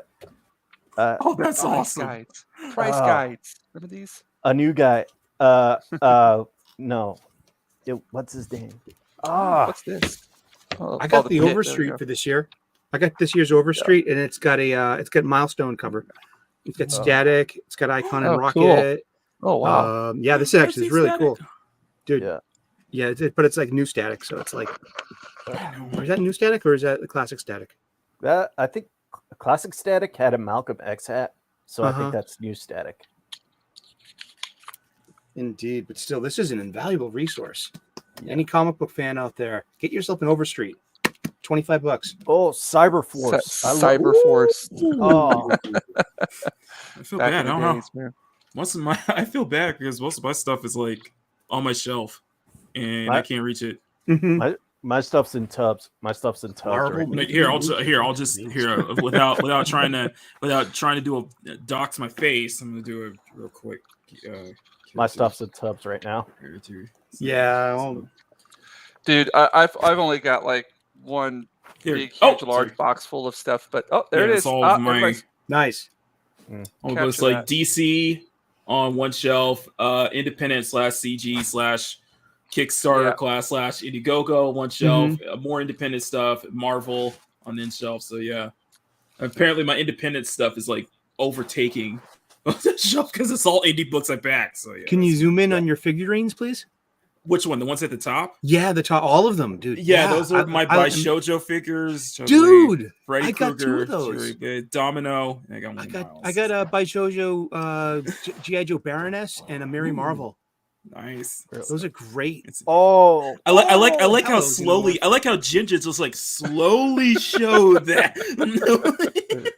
It's glow in the dark, but its fingers are broken. Has anybody ever read the Dread versus Alien series? I have not. I've seen it, but I haven't read it. Oh, Battle Beyond the Stars. This is. Oh yeah, I've That's seen the Brandon cool. Tenold episode of that. Yeah, this came with the Shout Factory Steelbook. It's still available. I've seen the Brendan Tennell episode of that. It is funny as hell. I always wondered, like, this. I think this was in the Hero magazine. So you've got Randall Cunningham, Steve Young, Warren Moon, and Phil Sims. But then on the opposite side, you've got Storm, That's Wolverine, cool. Gambit, and Cyclops. That was cool. But that was a thing They back in the had those, 90s, though. yeah, I like that, yeah. though. Yeah. That was a thing. and back they in had the all the 90s. like their stats and stuff. I Yeah. love those cards. That's Those so cards neat, were isn't it? just I Yeah, was in the yeah. hockey cards. Like you had to had your That's your surprising, you know? tops. You had your OPGs. The OPGs were Canadian tops, but they were Uh-huh. more valuable. Yeah, And then you had Donruss, and then we're on the next level. I Right. used to collect comic book cards when I was a kid. Oh, I, yeah. wa- I brought them to my brother. Me and my brother had a bunch of them, and my brother actually brought them to school one day, and they were stolen from his locker. no. Oh, this is one of my favorite covers from Jay Lee, right? Jim Lee. No, Jay Lee? Jay. Jay Lee. Oh, wow. Like his style, cool. so rough. It I is. loved it, dude. Yeah. Like look I at that so- Wolverine. I selected the Jay Lee cover Yeah. in the second chance for Didn't Red he Planet, also- just as an FU to Tom King. Didn't Yeah, he also? fuck that guy. Good investment. Thank you. Didn't he also do? Didn't Jay Lee also do Deathlock? Maybe. I'm not sure. Because I've always seen Deathlock. The Deathlock look rough, very rough. Ooh, love look at stuff that like this. cover. Isn't it cool? Just Yeah. dong. I remember like- seeing this. I thought Spirits of Vengeance, that whole series was awesome. Yes. Yeah. One of my favorite lines in the Ghost Rider series was by Caretaker. He said, "My name is Caretaker. This here's a shotgun that shoots hellfire. Now get off my land or be buried on it." Whoever said there weren't any black superheroes back in the day? Look, Meteor Man. Yeah. Yeah, he's basically Black I would- Superman. I There's your would- Black Superman. I would Come get. on. I would pay so much to get somebody to do like a serious take on Meteor Man. Seriously, That would be- like just do. The Meteor Man reboot we've all been waiting for. Prepare yourself. Prepare yourself. Mortal Kombat. Maybe we can get a Pluto Nash reboot too while we're at it. Just Dude, say, I am like going back at the days here, just looking through all these comics. Yeah. Oh, look at that! It looks like a sealed There- envelope in the there you go. back. That's so Nice. cool. ooh, Sorry, just kind of. It's 1 a.m. here. I don't really care anymore. The drawing stream is Having a done. beer, finishing I've page. actually finished. I finished inking this page. That's great. Yeah, you have. Yeah. this is gonna be You've so much progress. fun with Megan today. So this is That's gonna be great. I'll tune in. What time is that Yeah. on, Acne? It's on my channel, 12:30 p.m. Pacific. Okay. PST, so 3:30 yeah, p.m. be- Eastern for me. I think Mhm. somebody threw the link in the chat. JT threw the link in the chat earlier. Got it. she's Oh, gonna flip. She's gonna just flip in when she case- sees it too. I'm horrible about promoting myself, so I'm just going to go ahead and do that right now before I forget. Okay. So here's a link to the for anybody out there interested. Here's a link to the mailing list for our Indiegogo for the comic we're working on, ANTE Steam Junk Western. We're going to be started like the campaign's going to kick off this week.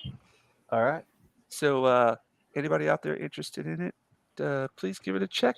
And Tom's in charge of doing all the Roger Ryder. He's in charge of doing all the updates and everything in that list. So he says he's going to send out an email here soon. So be on the lookout for that. And I got to get my ass to work. Has anybody ever read these? I doubt it. Which one? This. Oh, why I've is not. my? One That second. looks good though. Oh, cool. Yeah, it's Taiwanese art. No. Oriental Heroes. Oh, back in the days. wow. Dude, I Oh, love that these when I was is a kid. racist. I am getting some Yu Yu Hakusho vibes slash. Yeah. Yeah.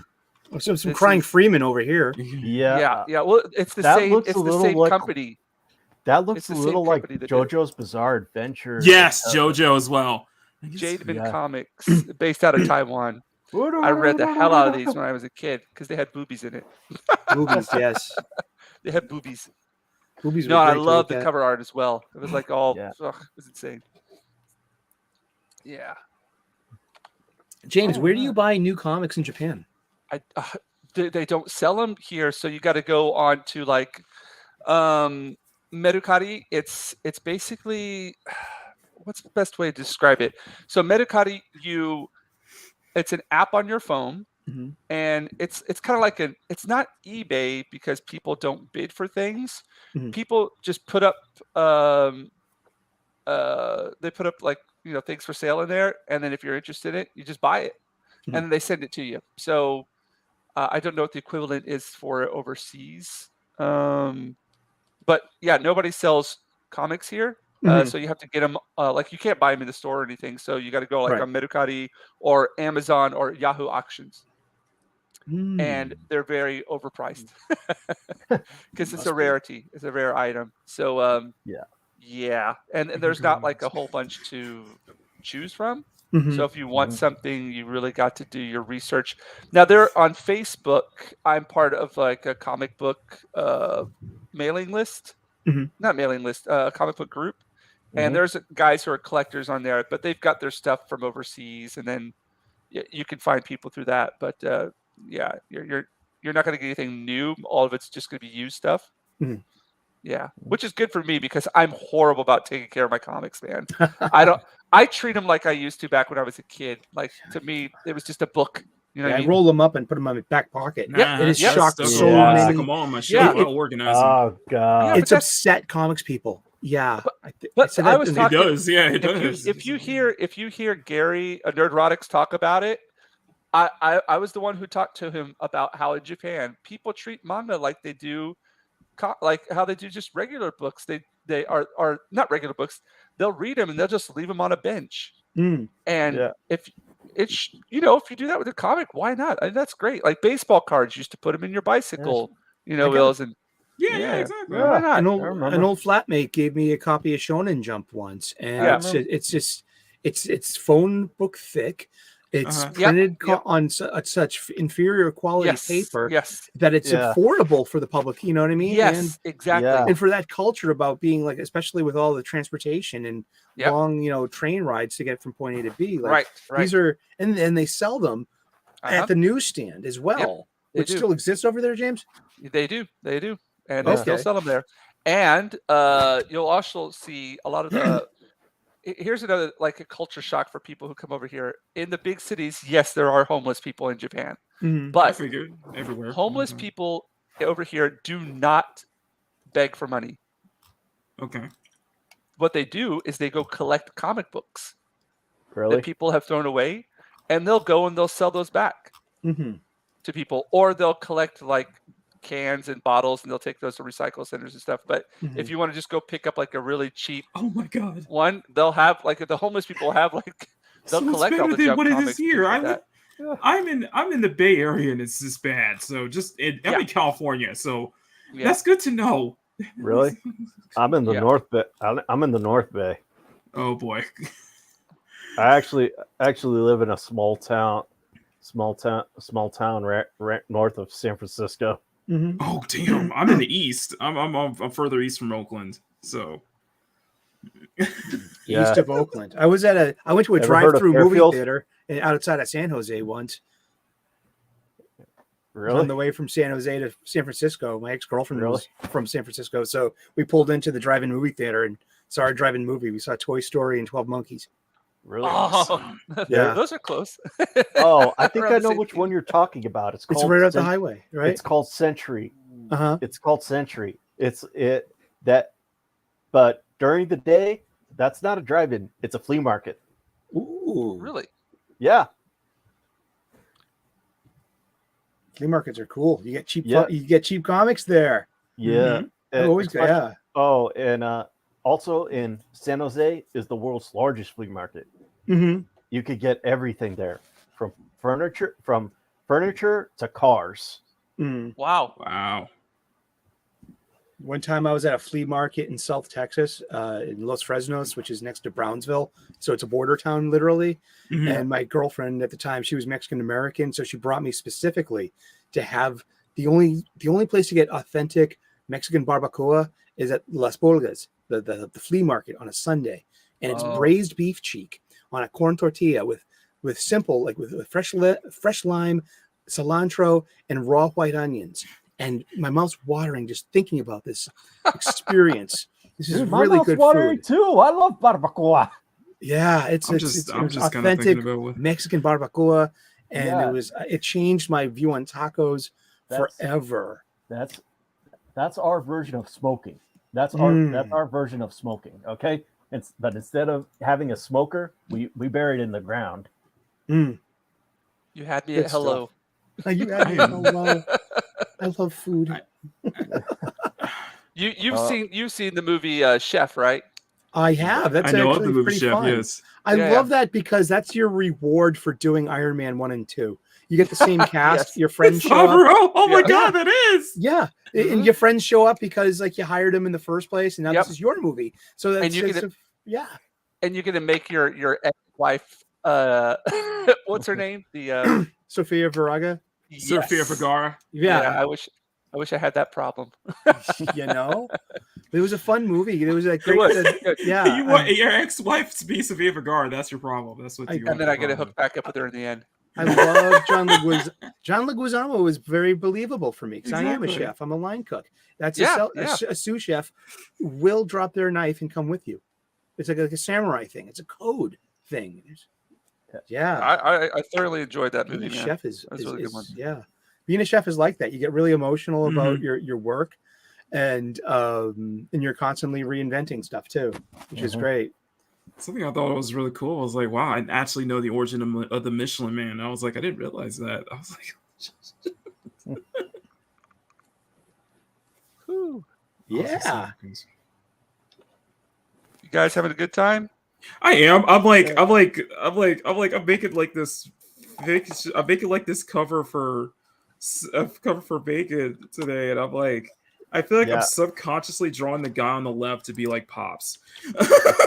Oh, Pops, yeah. He was here a second ago, earlier. Pops. Yeah. Eric, where are you at again?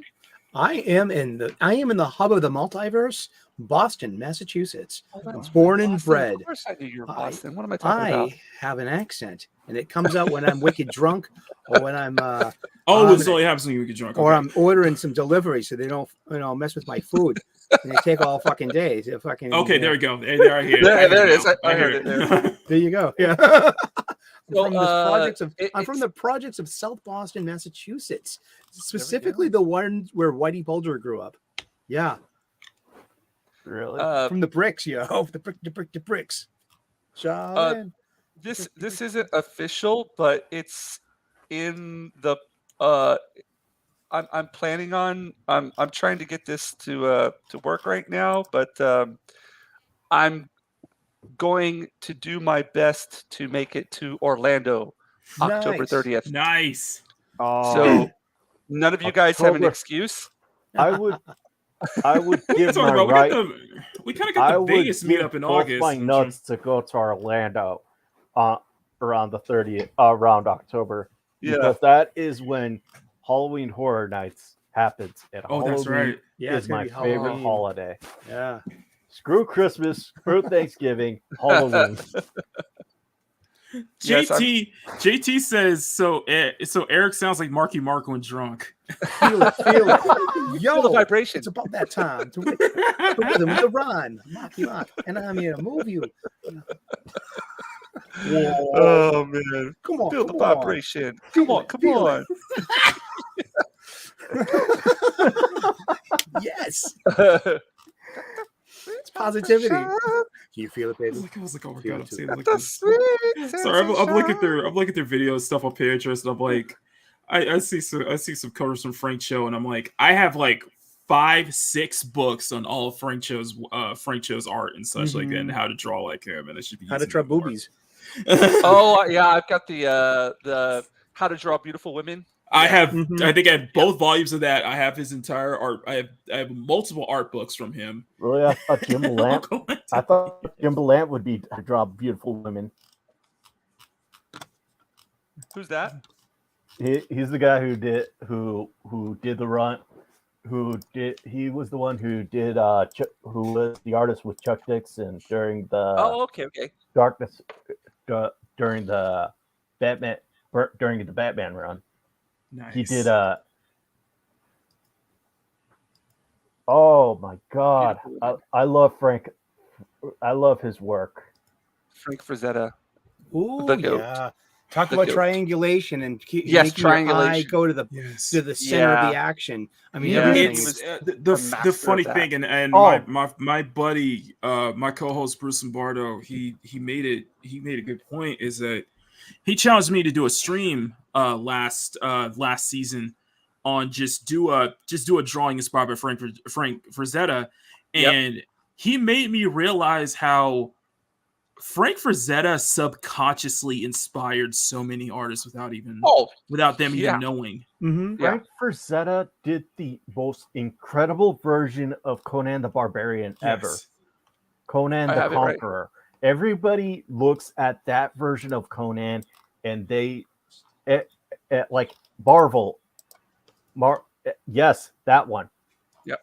Right there. Everyone will look at that version, that Damn. Frank Frazetta version of Conan, and they will put make Conan look like him.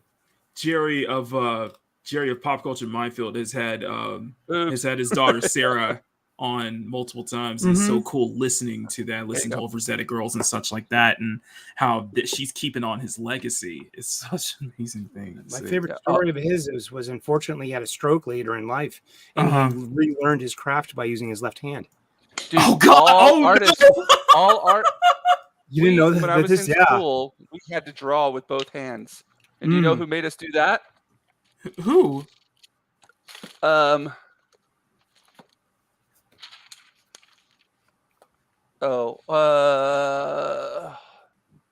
Kent Williams. Williams. Oh wow. Kent Williams. He's done he did a Fountain graphic novel. He's done Wolverine. He's done Sandman. He's done tons of stuff. Kent Williams.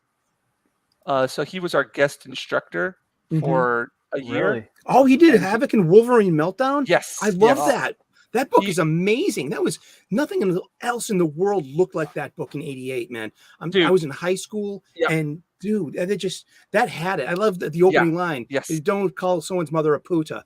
And then there's there's the two of them getting into fucking trouble, south of the border. And that was great.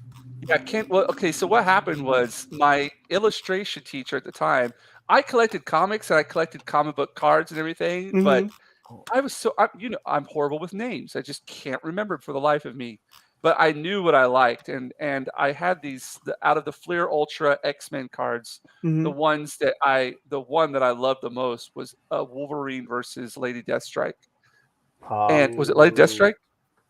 Yeah. Yeah, huh? Lady Deathstrike. Yeah. With the nails and the hands. Yeah. Yes, it was just such a unique, really watercolor splattery, awesome one.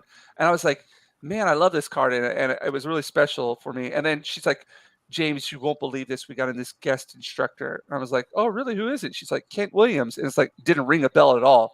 And I was like, oh, that's great. Yeah. And she showed me his work. I was like, oh, that's really nice.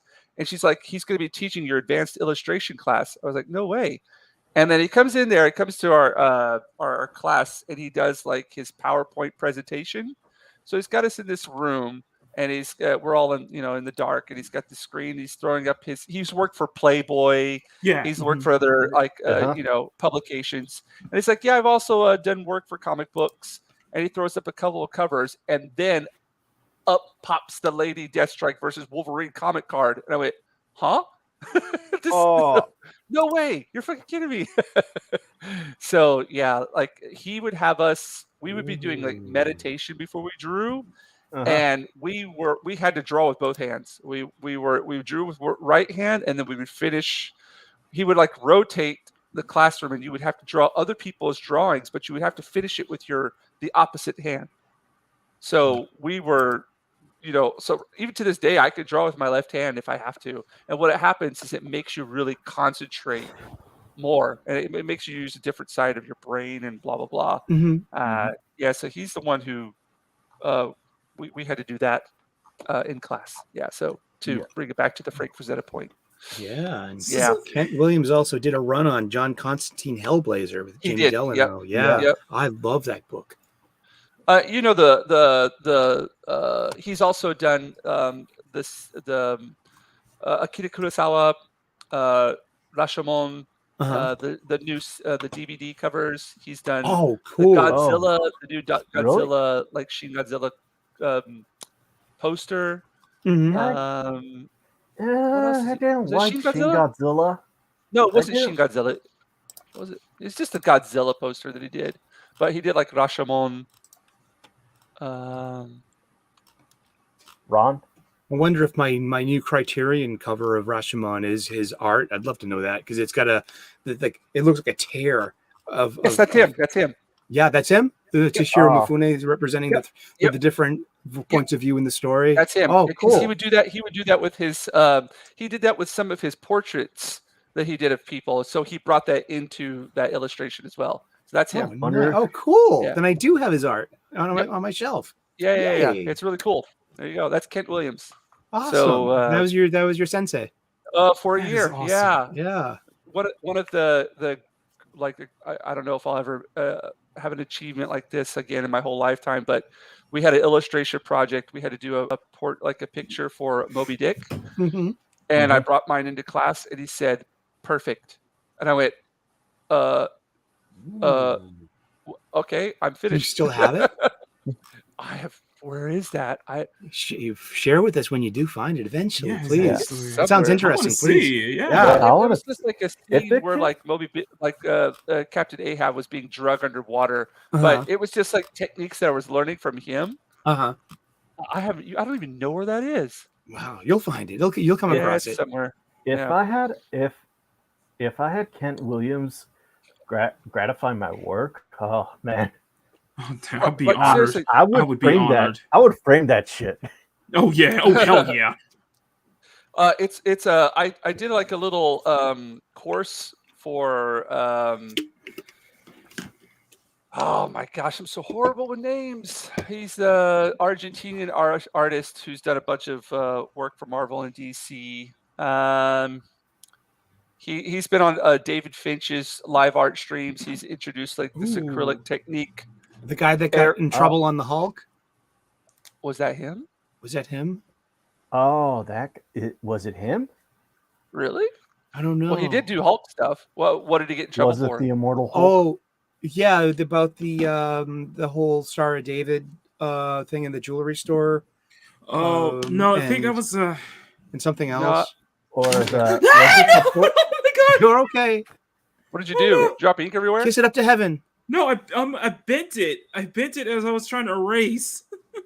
You know, it gives it flavor. I it, should be so careful when I erase. Sorry. Yeah. I think Don't fold Megan. I think His name is. wasn't he? How does Wasn't he how the does one she that got look in- though? She looks Wasn't great. Yeah. That's Megan's face. Yeah, I'm trying Wasn't to he get the one Megan's who face got on in this. trouble? Sorry. Ariel Olivetti.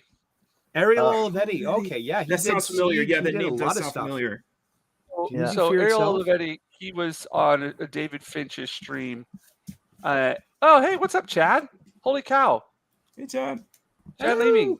I- No, okay, so Chad Leeming and I went to college together. We Mhm. studied Japanese and illustration, and then he came to Japan back in '95, I believe, on the JET program, and he got placed in Miyazaki, and I came a year later, and I got placed in Kagoshima, and we've really, really amazing, great guy, great friend, and I haven't seen him for a long time, very long Yeah. time. This is amazing. So we studied illustration and art in college together. Crazy. How's it going, bud? That's cool. That's awesome.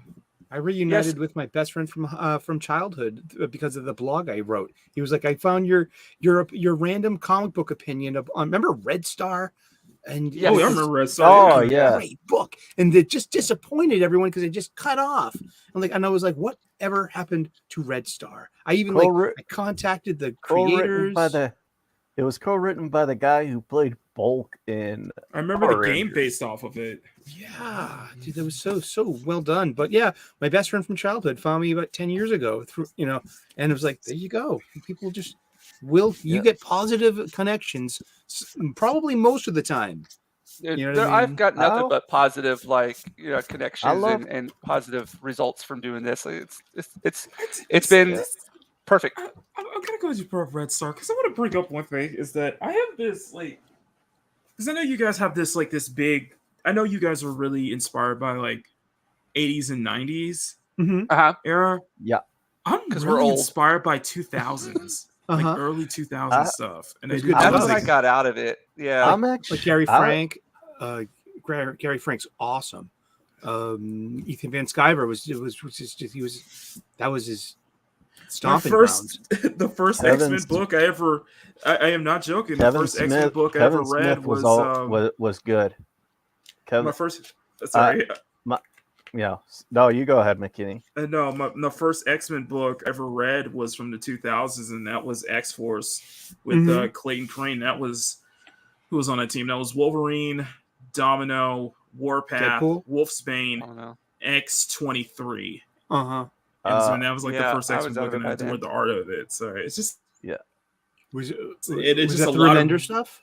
that specific period, especially in Gotcha. terms of art. Say it again. Was that the Rick Remender years? Like the I the think writer? so. Yeah, that was some I think decent. so. That was some dark stuff. That was good. That was Mhm. the entire purpose of X-Force is not to hang in hallways talking about food and feelings. X-Force is meant to Rick, go out and no, kill people. X. Who was it? Clayton Crane was doing the art. That was Craig Kyle. Okay, yeah. Craig Yeah. Kyle and I forgot his name, Yost. And Christopher Yost. Yeah. Yeah. Those That are great entire years. design. Those are great years of comic books. Mm-hmm. Yeah. The early 2000s, but yeah, Yeah. yeah.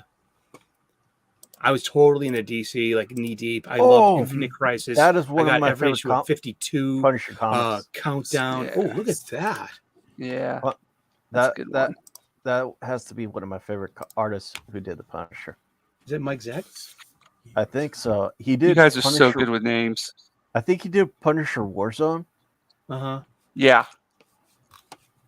Mike Zeck also drew Kraven's Last Hunt, that famous Spider-Man story, all 6 Yes. issues. He's an amazing what do you job he did. That very one, yes. Right there. He got This so is much like expression. another one of my graphic novel Bibles right here. That's been recolored. Yes, I have all I 6 don't of. like. Yeah. Yeah, interesting, huh? But he gets so much expression out of the black outfit, Yes. regardless if Peter's wearing Yeah. it or Kraven wearing it. This is such a good, and this was like the bad guy dies at the end by his own Yes. hand. Yeah. And then yeah. Right here. Isn't this just Yeah, of course, insane? the early. Of Yeah. course, This was Yeah. so powerful. This That was was like one yes. of the. That was one of the best Spider-Man Mhm. stories of all time, along with the night that Gwen Stacy died. Mhm. That Mhm. had to be the most powerful, the most tragic of all Spider-Man stories. Yeah, someone brought up Kevin Smith, and like one of his best story beats in his Daredevil was after Karen died, was talking to Yeah, Peter on top of Guardian, the Brooklyn Guardian Bridge Devil. right there. Mhm. Yeah, and I thought that was Guardian- that had all the feels. One of my favorite Hello, books. that's a is, Mallrats ad. one of It's my a favorite schooner. books. One of my favorite books, and I'm so happy I kind of read this now, and I think I'm going to read it more and more, is Ed Brubaker's Winter Soldier. Just Good. because that entire run and that inspired my favorite, I still think hands down is the best MCU film, period. Mm-hmm. Oh yes. Yeah. Yes. I'm right on board with you with that one. Reading that entire run was awesome. Yeah. I love how he Um, says basically the same thing that Steve says to Falcon, like, can you fly and carry me at the same time? And then he was just like, that. I just thought, yeah, there we go. I love this shit right off the bat. That was great. Yep. I'm pretty sure Steve said the same thing to him in the 70s. Exactly. You know what I mean? Yeah. Man, the Winter Soldier is such a good, really Yeah. good movie. Brubaker's Winter Soldier is absolutely fantastic. The only thing I would have loved that they kept that whole relationship between Bucky and Natasha in the film. That was something that would have made it even more That they had perfect. history. Mhm. Yeah. She would have known who Winter Soldier was. They probably would have Yeah. worked together. Yeah. Yeah, Yeah. but on top of that, But the Black Widow movie was bad. I mean, Taskmaster I has didn't even watch it. I have Taskmaster is one of my favorite villains, and they completely screwed it up. Yeah. Actually, I think I have two. Let me check. I think I have two Black Widow books. One is one of the more recent ones by the Salska twins who did that one. That I think aired July. I interviewed interviewed both of them, and then did they do Marvel Knights? Yes, Marvel Knights. Yes, I collected a couple of Marvel Knights. Oh, the Executioner song. This is my favorite right here. The most favorite. impossible armor that can only be portrayed in a comic book where there's only it's a flatland. I mean that Strife's armor made no sense, but not at all. Cares? Yeah, it was so cool. It was so cool. It is cool. Oh, man. That's a helmet. That's supposed to be a helmet with blades all around it in a radius. When you shut you could chop your own head off with that helmet. Yeah. Just check your hand off to scratching your ear. Oh, exactly. For stopping by, man. Oh. Yeah. Oh wow. Oh, I was just going through. Has anybody ever seen the death battle between? Oh, what is this? Which one? Which one is that? This is Spider-Man. Like I would just pick up anything that I found. Like at the, I think I got this at the thrift store. Parallel Lives. That's great. Yeah. Who wrote it? What is this? Let's look at Gary those. Conway. That's great. Yeah. Oh, Gary Conway. Gary Conway. He's going to Firestorm. He's going to do a new miniseries of the new Fantastic Four. Cool. I got it for People have been begging for these. People have been begging for old comic book writers to return to their old jobs. You know, and not lose their freaking minds. Yeah, and even if you make a niche thing like Symbiote Spider-Man, isn't Peter K. David doing that? It's the funny thing. It's the funny thing. Is like I also think is like with like Nick Spencer is like because I hated I hated how he was acting on Twitter, especially during Secret Empire. But I absolutely loved his first couple of issues when he got on Amazing Spider-Man after Dan Slott. Absolutely loved it. Heard that. Yeah. Don't you mean Dan Sloth? I wouldn't know. He blocked me on Twitter for being adjacent to hate. Meow. Oh, Jim Belant. I should probably just go. Jim Belant. Hello. Oh yeah. Oh, that's a great look on her. I love it. Yeah. It's very comic booky. It's it's neither good guy or bad guy. Anything. One of the things that he said was that he took his look on the female figures from Showgirls. That makes sense. That makes sense. Like the old World War II poster girls. Yeah, the what are they called? Pinups? Yeah, the pinups. But of course he can't work at the big two anymore because the male gaze is evil. Yes. Bastards. For your issue of the Flash, let me produce this issue of the Flash. I bought this on the recommendation of the panels over at Wes's Thinking Critical. They've been telling me for weeks to buy new Flash. I did. This is a great issue of Flash. I'm a huge fan of the Flash. I've read every issue of Wally's run, 0 through 200 a few times.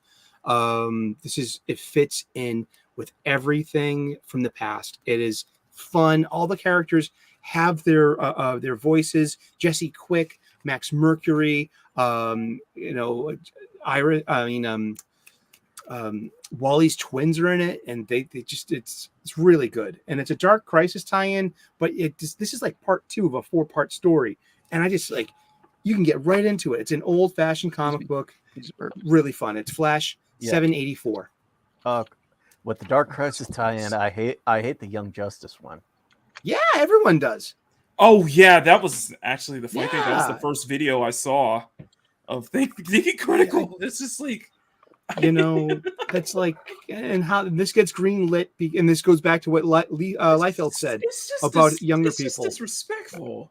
Yeah, and it's nobody is is editing the young people over there. See, it appears that Liefeld has got the right idea. You need to. Oh yeah, I heard about that. I heard that was the rant he made. Yeah. Yeah, I mean that was great. I mean, because you need to have coworkers and employees that listen, take direction, and know. Yeah, but to them, any kind of form of criticism seems like an attack on them. An attack, yeah. I don't believe in toxic masculinity anymore. I believe it's the other way around. It's toxic oversensitivity. If anything's toxic, it's the oversensitive people. I think it's not this or that. No, the toxicity lies in the oversensitivity. I'm actually in that sense where I'm just like, I stopped believing it and I started embracing that toxic masculinity. I'm like, you know what? We need it. It's actually needed. Yeah, it's essential. You need that. Jordan, if anybody needs it, it's Jordan White at the X-Men office. Great. Or maybe get a different editor. Like once you get ANTE Steam over there, she knows how to edit books. Mm-hmm. She knows how how to make superhero stories, and she can insert subversive things without nobody noticing it. I don't think she would have. I don't think she would never green light X-Men Green. But yeah, I mean, God.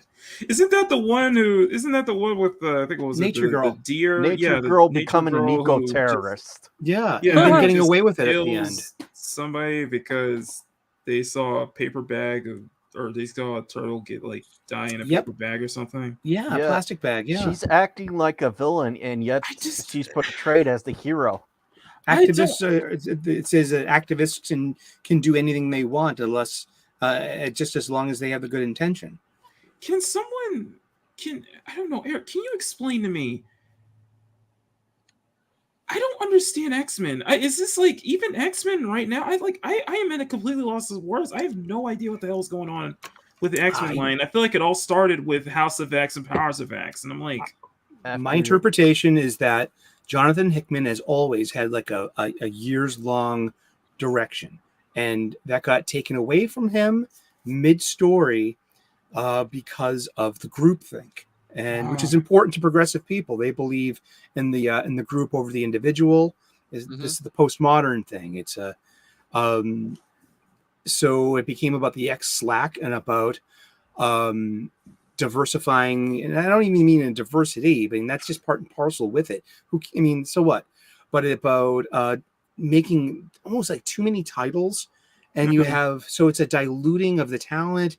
And it's about the editor not being able to communicate the importance of what matters most in these superhero stories to young writers and artists. Is it your social message? Is it the maybe they are literally trying something different? Yeah, it's not taking. Right. Yeah. And you're just trying to force the matter, right? Yeah. So I mean, it will write itself with because it's just like okay, you basically fulfilled your purpose of what everyone saw X-Men and mutants are as villains, and it feels like it's just like they set their it's been complete. They're portrayed as villains, and it's just so freaking weird. And it's just when you get to the Hellfire Gala and stuff like that, I'm I thought the Hellfire Gala was awful. Mm-hmm. I thought it was a waste of time, along with what's the point? I guess my question is, what's the point of all this? To sell magazines. There's no point. Yeah. I mean, they don't have ad space anymore, so they're not worried about ad revenue. They're worried about pushing copies and the people that collect and get variant covers. And so you're the completist. I need now. I apparently need all 12 issues of Sword of X. Or something stupid like that, and then in hindsight, 2 years later, how did this matter to the overstory? It didn't, and they're just. Well, and how is this going to affect the rest of the universe, or is this something that's going to be worth retconning, or is this going to be something that just kind of? As it stands right now, I bought Axe #1. I bought Avengers versus X-Men versus Eternals #1.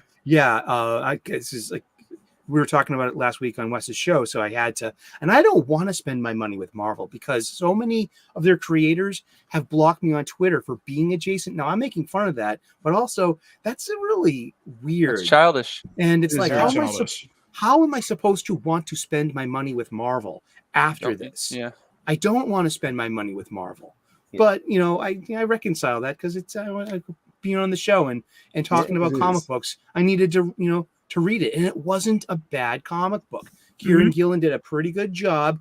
And the art was great, and the X-Men just don't sound like X-Men. And they haven't. Mutants.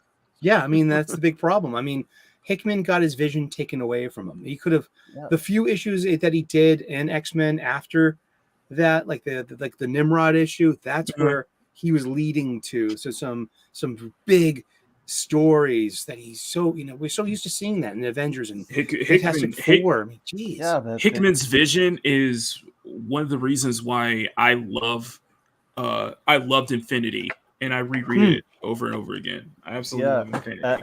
I hate. It's like when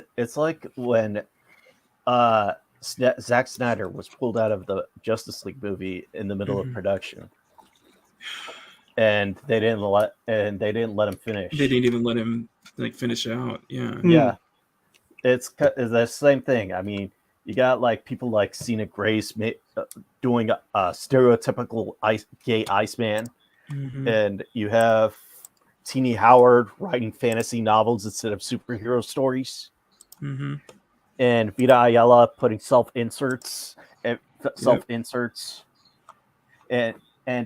he just had his vision taken away. It really is sad because the X-Men are one of my favorite teams, superhero teams of all time. I mean, when I was a kid, I loved Marvel Comics. Took me to a comic book store. I bought 4 comic books. It was 3 Spider-Mans and an Incredible Hulk. And after I read those 4 comic books, I would always tell everybody that my top 4 superheroes were Spider-Man, the Punisher, the Incredible Hulk, and Ghost Rider. Oh, that's a nice one. James. Hello. Did you do that? Yeah. Nice. And that's after Frazetta. And I thought that was and for a second there, I thought that was a comic cover. I was like, that's nice. But I hate that. I hate the way they did it. They've been treating these heroes especially with the Punisher now. Punisher is that's a whole other can of worms. I mean, it's because it's cute. Why people this is one of the things that they hate their customers. You have Heather Ansel saying that the American comic book fan is the worst kind of comic book fan. And you know what? That would be like me saying my guests are the worst. And I'm a chef, so I'm like, that would be like me bashing the guests in earshot. And it's so weird because we don't do that. This is so weird. I just don't think that, and I just say this personally. I just don't think that a lot of the newer runs and stuff, I don't think they're gonna have that long-lasting legacy. Yeah, are gonna be remembered as fondly as the older stuff. I just don't think it's gonna age. I just don't think some of it is gonna age really well. Well. Oh yeah. I mean, if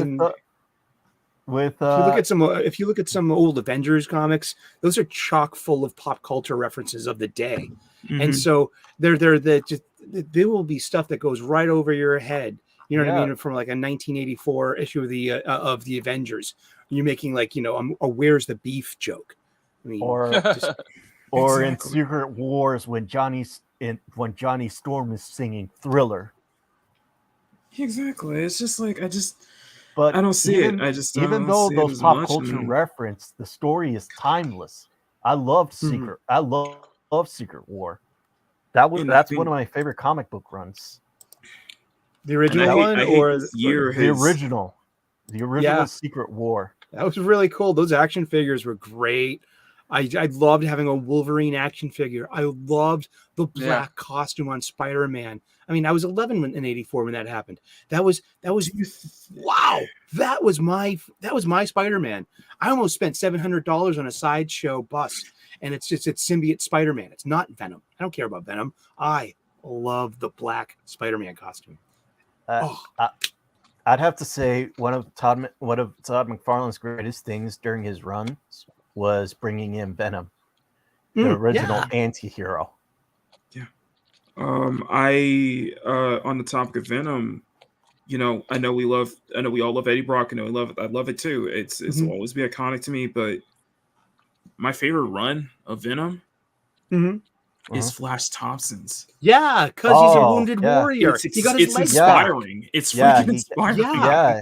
I like Flash's journey. Venom. Flash's journey was interesting. Because he's heroic in his own way. He lost his legs. Being part of the U.S. military. The army. Yeah, it's just like that was an interesting run. Yeah, I agree. Yeah. That was inspiring. I was like, and he got his legs back too, so he could be vital again. Yeah, exactly. Oh, hello. Yeah. I mean, it's nothing worth. Yeah, just you guys are talking about this stuff, and I'm like, oh, I've got that one. It's so weird. It's like, and I'm going to ask you guys this, and I'm going to be honest. Do you feel that Spider-Man has definitely been, in its own universe, has been tainted a lot recently? Do you feel that it's just not as there's not a strong Marvel trying to push Captain Marvel as the new face of Marvel? Well, it's not that. It's just like Peter's World. Yeah. It's just I love it. Peter's World's very crowded these days. It's crowded. It's crowded. And for much as I do like elements of like Spider-Verse and stuff. Like I have the entire run. Like I have the entire run of Silk, Cindy Moon. I have that entire run. I like that character in general. I like Gwen in general. I do like Miles in general, but I do think it's just oversaturation. I do think it's just kind of downplaying it. And I will be honest with you, with the past couple of months, I think I'm starting to kind of sour on Miles. Yeah, I think I'm starting to sour on Miles. Just not, he's probably just not. Hey, Grant Morrison said this, and this is really smart. What's Superman's greatest weakness? His writer. Exactly. And I just that's just simple. My issue is that you have a potentially good character in Miles Morales, but it's just you can't do anything to make him truly stand out. That's why we have this whole conversation when it comes to like the whole Peter Darker thing, the whole fact that it's just being a tokenized Peter aspects, and it's like he should have gotten his own name at the very beginning. Yeah. That's the first thing. He should have gotten his own name, and I think it's just you have something there. You're just not utilizing it in a way to make him feel truly unique and truly. My big idea would be to celebrate his Latino heritage and call him Hombre Araña, which is the name of Spider-Man. Down south. I mean, Hombre Araña is that Spider-Man, and that's true. Any of my cooks know Hombre Araña, and Hombre Araña. Yeah, exactly. Off the tongue, that could work. Yeah, that would totally work for Miles. I mean, Hombre Araña, but of course, they did call the Punisher Vengazo, but that means vengeance in Spanish. That sounds cool. Like it's not. I'm trying not to make a point because I say this as somebody who I think his best interpretations are in the PS4 game, and I loved Into the Spider-Verse. Yeah, I absolutely loved it. Into the Spider-Verse was good. The best verses of Miles. I loved his first issues that Bendis wrote. I liked Spider-Man, the first Spider-Man. I didn't get to see that. Was awesome. Yeah, I mean that was really interesting. And Miles works best when he has his own universe. Exactly. I mean, the worst thing that happened to everyone is going into being Peter's world being crowded. Because it just becomes too crowded. It's just that you have too many. It's just like you have too many Spider-Men around. You have way too many Spider-Men. And too many people in his life too. I mean, he works Chiefs, not best. Enough Indians. He's a loner. Like I identify with Peter Parker. I'm an only child with a single parent. That's Peter's life. And so you have these people around you, but a lot of life is balancing that Parker luck. And that goes like, oh yeah, he doesn't have all these people in his life. He's pretty much a loner. One of my favorite Spider-Man stories was when he had to save his Aunt May from Dr. Octopus, and Dr. Octopus dropped an entire building on him. Oh. And he basically, even though the building he wasn't as strong, he had to literally dig himself out, and just to save his Aunt May. And that's what I always loved about Spider-Man. He never gave up. He always fought until the bitter end. Yeah. I love the same here, and that's why I love not only just I love Spider-Man, I just love Peter as my favorite character, just because he's incredibly relatable. Let's be honest, like there have been situations in our real life where we've been like, I just want to give up. But then you remember, it's just that whole thing. It's just that whole grind. It's just that whole grind. It's just trying to get by, you know?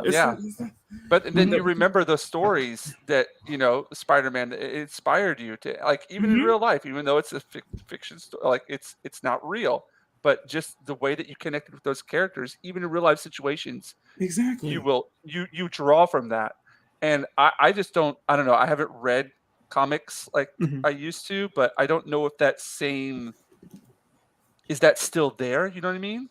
That like Peter's feeling? struggle in a way, because he always had some kind of responsibility. They were always behind the ball on bills, which is real. These are like working man problems. It's too real. There was also this one where MJ, in McFarlane's run, where MJ was kidnapped by a stalker, and she was and that was actually one of the real problems, because at first Peter thought it was someone who knew his identity that kidnapped her, but it was actually someone who had a crooked building manager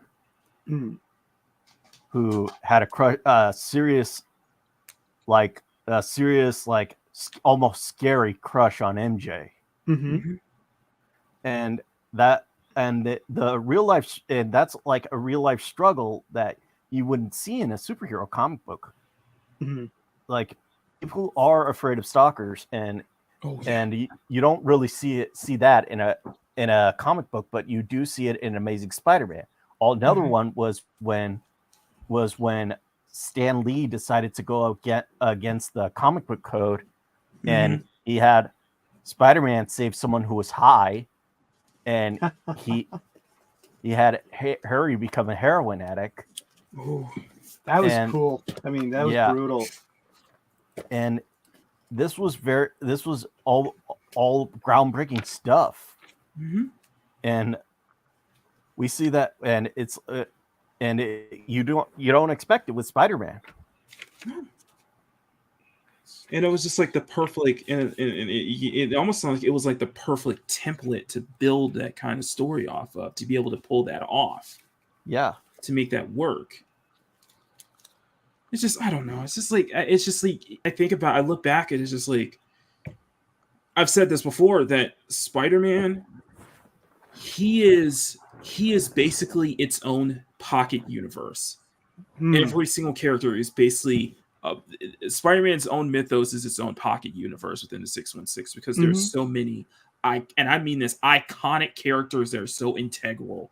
Because that's why he was not a group player. He was an only child. He didn't play well in groups. He had a certain shyness. The only time I ever saw Spider-Man in a big group was the death of Captain Marvel. And when he couldn't handle it either, he had to leave the room. Exactly. And Thing got his, was like, hey, kid. And even Captain Marvel was like, hey, don't worry about it. And like, people... I love the fact that he was just like, he never felt comfortable being an Avenger. Yeah. It's like, this is just, it's just, I hate that. And I just like, I always have them. I'll always have the stuff to look back. It's just, just thinking about it. I'm not a fan of it's just, I'm not a fan of just kind of the current racism. I'm not a fan of the current stuff and stuff, shit like that. It's just, And I know that a lot of those good stuff can't last forever. So, and that might be just how it is. It's just I'm not a fan of just kind of the directions that they went with Peter, and just how much when you really opened up the whole Spider-Verse angle, which I do like, it does downplay so much of that uniqueness, that iconicism to Peter. Because I feel like everything that goes on in Marvel, everything that goes on, it falls back to him. Yeah. It's the reason why he will always be the flagship hero, no matter how hard you try to push Kamala Khan or Carol Danvers. Subconsciously, Peter is the flagship hero. And he will always be the flagship hero because he's and if you're going for the whole get women to buy things, because women do consume a lot fiction a lot more than men, and they do buy books more than men do as well. But I mean, you had Mayday Parker, who was one of the best Spider-Man interpretations. You have a strong female character. There you go. Exactly. And she was there. That was its own great universe too. Speaking of keeping a Spider-Man in their own place, you know what I mean? Spider-Girl, Amazing Spider-Girl was so much fun. Yeah. I remember she was always one-upping Peter, because Peter was like, just what, you wouldn't be this way if I had both legs. Because he lost his leg. They basically crippled him to have him pass the mantle to our Mayday. And it's just like, it felt like it was like a natural order, though. I feel like it was going to natural. It was natural. It would have made sense, Yeah, and it didn't take much stretch of the imagination. Here's an imaginary world where Spider-Man's older and his daughter is now Spider-Man, and now it's Amazing Spider-Girl, and then it's like, oh, that works. Oh, that's American Pride, or was it the Captain America girl? I don't know if you guys remember. I don't know if you remember from the infamous Kelly Sue DeConnick, "If you don't like my politics, don't buy my book." It's my next tattoo. Yeah, she mentioned the how Japanese consume comic books. I'm like, yes, because I got this from just some guy. The women love the shoujo, manga. Yeah. And James knows this. Yes, don't you? Big time. Yeah. And while the boys love the shonen. Yeah. Yep. Yeah. While they're trying to people like Kelly, they're trying to make shonen the shoujo. Bad thing. Yeah. Exactly. Shonen shoujo in Marvel in DC. You have an opportunity to break the cycle of toxic masculinity by tinkering with all their male archetypes. Well, it's like the thing. It was like the thing with Disney. It was like the thing when Disney bought Marvel in 2009. It was like, and when they bought Star Wars, it's like, okay, we have all these properties. Uh-oh. You okay? Who's that? Alarm went off. Sorry. Oh, that's okay. Somebody's cooking. Y'all can still hear me, right? Yeah. We can hear you. Okay, sorry about that. I am so sorry, Eric. Well, that's all right. No, basically, oh god, this is gonna be clipped. You're swearing a lot. I'm gonna take the opportunity to go to the bathroom. I know, right? Anyway, Mackety coming on and yeah. Okay, where was I thought? I feel like that was the Disney alarm. Mickey's coming. Mickey's coming to sue. I know, right? No, when Disney bought Marvel in 2009 and Star Wars in 2012, the idea was that, okay, we have the Disney Princess line that was meant for girls. Now Disney needs something that is going to be meant to bring in for the boy audience. The unfortunate thing is that they have audiences that is meant for boys, but that was their mission statement of bringing the audience in, for bringing that boy audience in. But then things changed because they're trying to bring that boy audience in by tailoring to girls. When I Right. think that's Yeah. I think that's the wrong way to do it, because Oh yeah. from my personal history, I have seen that stuff that is primarily tailored to boys, girls are like in it too. too. Yeah. Yeah, Yeah. Yeah. girls Yep, can girls get like in it it too. too. Yep. Yeah. It's something to think about. It's like if I put something out, it's gonna be tailored to boys, and Girls will like it too. They'll enjoy girls it. will love it. Yeah. Yep. Yep. And on top of You don't have to tailor it to. You don't have to tailor it to girl. You can. I think I Hey, would what's up, like to see. Japo? Yeah, I would like to see more companies, more stuff be more confident in saying that yes, this is tailored for boys. We're not going to tailor this to girls, and not be afraid to show that. And you soon find out that the girls are actually going to love it. They're actually going to get into it as well. It's like there have been movies that were quote unquote tailored for children. You know what I mean? But in Yeah. the end, adults loved it just as well. You know? Exactly. Yeah. Yeah. Yeah, It's like The Incredibles. stop trying to It's- just go after one. You know? Yeah. And just Especially don't be. when Well, it's I'm not. such a It's not that. I'm just saying, don't be afraid to. If you want to make something that's tailored to boys, then don't be afraid to do it. Yeah. Don't let Twitter or any of these bigger people try to stop you or shame you or anything like that from it. Embrace. That's why I say that the whole thing with toxic masculinity is like, at first I didn't believe it, but as time went on, I do believe it and I embrace it. Right. I would rather embrace it just because that actually brings out.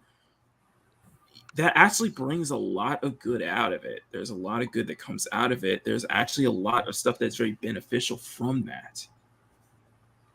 Speaking about toxic masculinity, has anybody seen the Samaritan? Yes.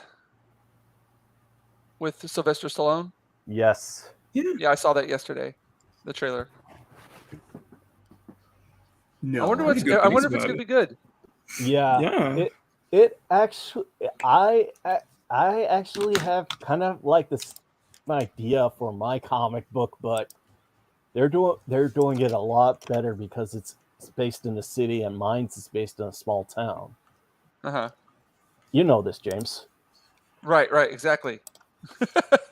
When I first saw the trailer, I'm like, oh my god, they stole my idea. Oh wait, I named It's like hell. Everybody's talking about, like, everybody wants to tell fans, like, dude, you gotta put out a book. You gotta put out a book. You gotta put it out. It's like I'm trying to get something together, and it's like it's like my own fucking take on it's like my own take on like Fast and the Furious and Initial D, and that's my kind of what my bread and butter, what my interest in is, and I'm very much really into that stuff, but I'm very much not. I'm going to be unapologetically top. It's going to be unapologetically catered to boys. It's gonna be This is one thing that I feel like they forced diversity into the comic books, like with that, like some like with some characters that have been heterosexual for so many years, all of a sudden they switch sides and they're gay, they're bisexual. Yeah. I mean, people are basically voting with their wallets, saying that they don't like this direction you're writing this character. And I mean, with one thing I've learned about comic books is you could walk back a mantle swap, but how are you going to walk back this? How are you going to walk back a lot of things? It's like there's a lot of that's the whole point of doubling down. You don't. It's about total victory. It's trolling like, your enemies. When you think you think it's total victory, but in reality, it's It's really Yeah. defeat. It's Yeah. it's signing Yeah. it's signing away your own demise. Scorched I mean, earth, in my look humble at- opinion. Yeah. yeah, It's look like, at who's the going to want sale- this? Yeah, look at the sales. It's not going to be remembered fondly. It's not going No. to be Look at remembered the in fond sales of aspect. Look at the sales of graphic novels of 2021. Manga is at number 1 in the United States. After that, it's About Scholastics. time. Yeah. Behind that is the big two, DC and Marvel. And behind that, just by a margin, publisher owned, indies, crowdfunding. Yeah. Th- Well, those, the thing is that. Sorry, go ahead. those are the one. Those just if they sold a little bit more throughout that year, they would take over the big two. Well, I wonder how now that Rippaverse has come into effect. I wonder how that's going to affect it. It Yeah. won't, because they're going to refuse to acknowledge it. No Yeah. matter how Isn't big that it so gets, they're going to petty? refuse to acknowledge it, and that's Isn't that so my kind of where petty? my problem is when it comes to comic book just- sales and such. Because I know it's like, I do think, because I Ugh. think personally the industry is getting better. I think the industry is doing better, and it's just, it's not, you're just not, don't rely so heavily on the big two. It is through the independent. It's not, and I'm not just saying through like CG or Reverse. I mean, independent in general Right. is thriving, and it's like, yeah, and if this is if there's any a better time to put out your own material, it's gonna be now. Yeah, Yeah. everything's It's like in a place boom. It's to a boom. protect you, so you can publish yourself, and then I guess, like, fulfillment. That's the big part of, like, the puzzle. I mean, look at our friend Cecil. He's probably up to his legitimate ears in funny books that he made. Now he's got to mail them to people. It's like I don't want to. It's like I'm not tried somebody to who wants to screw like. him over. And I know Dynamite that's tried probably to a big, screw him over. and that's probably a big mistake in my end. Is like, I'm not somebody who was like, I don't want to see DC or Marvel be replaced. I want to, I just like, I want to see it now. I just want to make sure there's always a good alternative to it. There's always going to be an alternative, Yeah. and provide a good alternative. Just, focus on quality and such like that. And I hope someday that a lot of the indie stuff that we have seen, they become bigger. They become that big, and hopefully They blossom who into knows? something. Yeah. Yeah, who knows? We may get a Rippa cinematic Rippaverse. Well, that's what he wants to do. bring in the That's his goal. Yeah. resurgence because not gonna lie, superhero films are definitely on its way out. Who knows? Reverse Jawbreakers Rippaverse might be a crossover. resurgence. Common America. Just like a lot of these stuff here, just absolutely amazing stuff. So, How's this? Rippaverse Jawbreakers crossover. oh god, that's.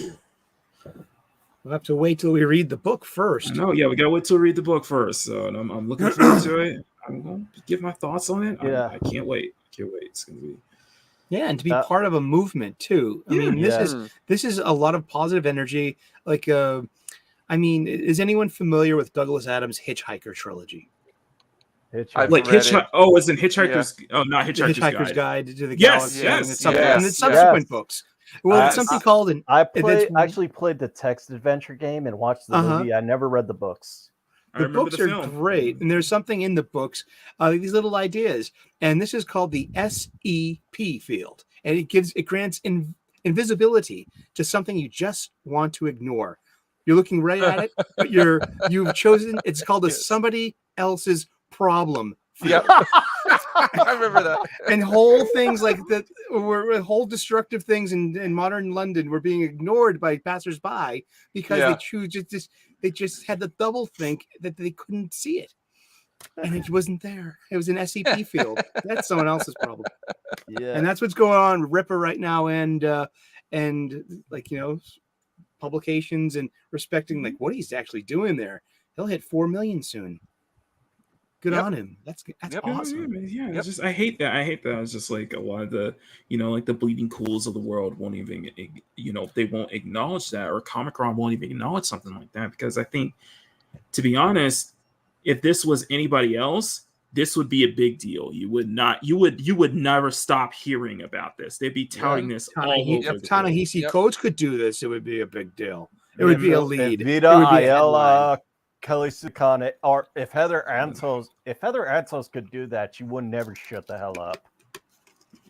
Yeah. She could in what's up? in a It's Courtney's different Fellowship of Oddballs. in an alternate timeline, I guess, but not. Hey, not in hello, this. Blair to Blair. Sorry, guys. Sorry. Hello, Blair to Blair. Hail. How's Hello. it going? Thank you for coming Hello. by. Hello, Courtney. And let's see who we got. It's Courtney's Fellowship of Courtney! Oddballs. Yeah. Hello there. Hey, how's it going? What's up? Oh, And then I low feel like spec. hell, I feel like I'm building an origin story here with drawing bacon as a superhero. I feel like there's an origin behind it. More art, less fart. I like that. I put that on my forehead so I can see it every morning in the mirror. There you go. Oh, Less wait, art? I got the Oh, dog. so less art, more fart. What? No, wrong way. More art, I less got it fart. wrong. Less art, More- more fart. There we go. More art, less fart. I'm sorry, I was being a gas. Hey, so just I That's don't mean to that's derail gaslighting. Come the on now. conversation, but Eric, what are some delicacies, some of your repertoire that you are very proud of, your culinary masterpieces? Ooh. Oh, I love what I do and I do what I love. So I live in something called spiritual dharma. Indeed. So I live in the truth. And that is that I can create wonderfully delicious, nutritious, and beautiful food items. And two of my favorite things I can do at home, and you can too. And it's pizza and it's St. Louis cut pork ribs. Ooh, that sounds good. And I have a hack for each one of them. And it's, you know, I have videos and how-to videos on how to make it. The pizza, you need it's not cooking, it's baking bread. And so you just need to respect how to make a proper pizza dough. It's 5 parts flour to 3 parts water every time. That could be ounces, pounds, grams. You keep that ratio, you will get an appropriate size, workable pizza bread dough. Yeah, a little bit of salt, a little bit of oil, or a lipid, and a little bit of proofed yeast, so you can get, you know, your leavening. But basically, it's dough is ridiculously easy. It's 5 parts, 5-to-3 ratio, and from there I use a pizza stone that's not a marketable pizza stone. It's actually a 16 by 16 tile of unglazed terracotta from Home That's what I Depot. use at home. It was for less than $3, and it's you can make a nice big size pizza. It's been my experience that those fashionable kitchen kits, the pizza stone is always so runty. It's so small, and how you're supposed to make a nice size pie. So I can terracotta right here. Yeah, unglazed terracotta. Yeah. There you go. That's crazy. And it's unglazed because the glaze could contain toxins, and that will come out with the heat. And so yeah, you just turn on the oven up to 400, get that thing hot, and you will get that crusty, crunchy crust in a good bake time. Yeah, I throw it on there, I wait 7 minutes, and then I rotate it. Give it time to get that bottom. You don't want to mess around with it and pull out the dough and pull it out of shape. You want to, you know, so yeah, I love making pizza, and you can put anything on pizza. It's a great place for leftovers. What about pineapple? I believe that's a personal opinion, and also according to someone's belief.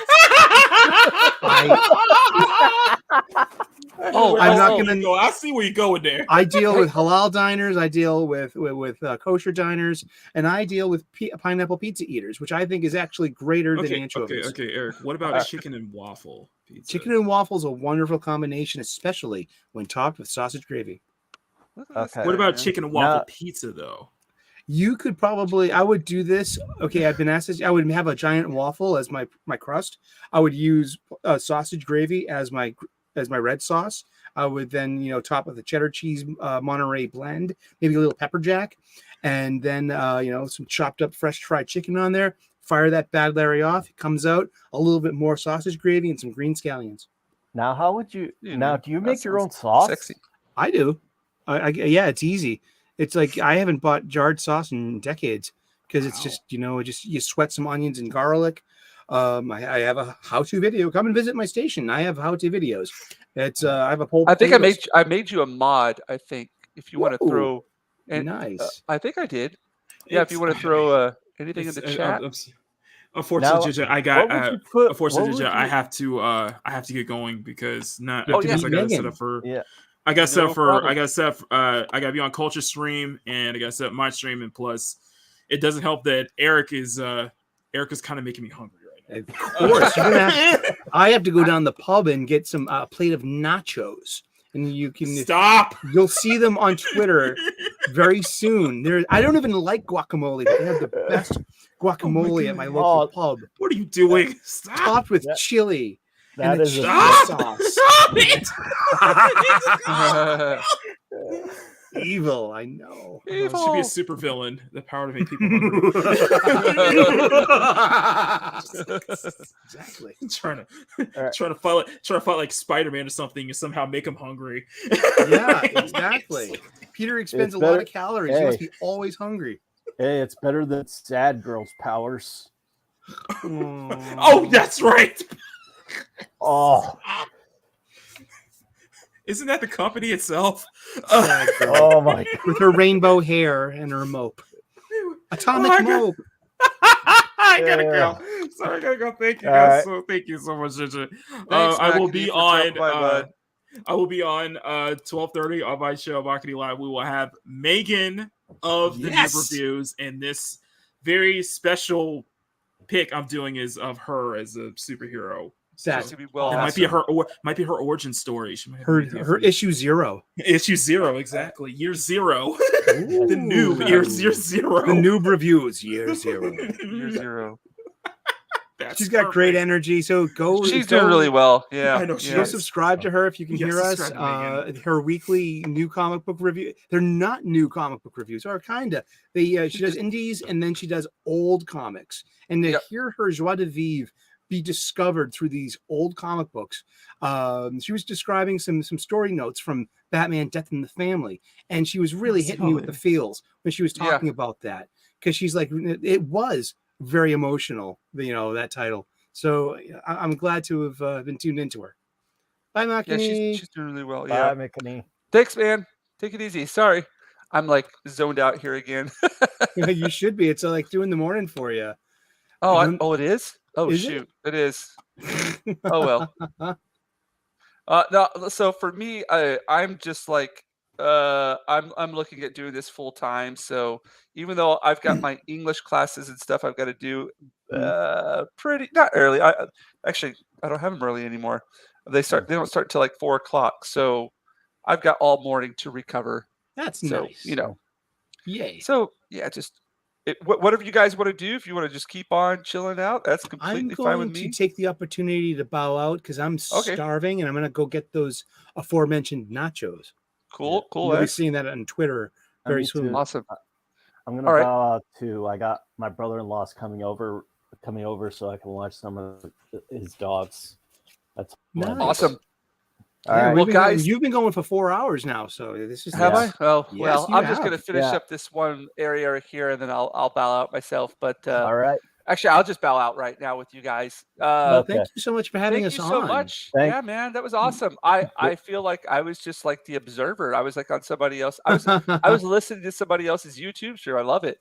So Yes. anytime, guys, anytime Yeah, you can I'll pop be on around. and Ah, talk some more Dune, some more. We'll talk you some know. more Dune. Yes. I've been Yeah. getting like some education here, so I Yeah. really appreciate it, guys. Awesome. Thanks It's great for to be having me, geeky with James. you all. Yes, Cheers. it's awesome. Good to see Yeah. you, everyone. Thank you All right. so All much. right. And remember, like and subscribe. Smash that like button and turn on those notifications. I need to pay you. Seriously. All All right, right, guys. guys. See you later. All right. Have a Bye. good one. Bye-bye. Thanks, All man. right. All right. See you, James. Take it easy. God bless. Have a good one. And thank you for all the people out there, everybody in the chat, for stopping by. Again, if you want to subscribe to the mailing list for the comic book that we're going to be kicking off this this Friday my time, Thursday your guys' time for most people. Here's a link for it. Thanks again for everybody, for Makini, for Eric, and for Juan out there. Just yeah, Makini and who else? Who else was? Oh yeah, for Mr. Grant Gregory. Just yeah, great stream. And yeah, I'm going to try to do this every Sunday at this time. So if you guys want to hop in again, everybody's welcome. Take care, and until next time, take it easy. Matane.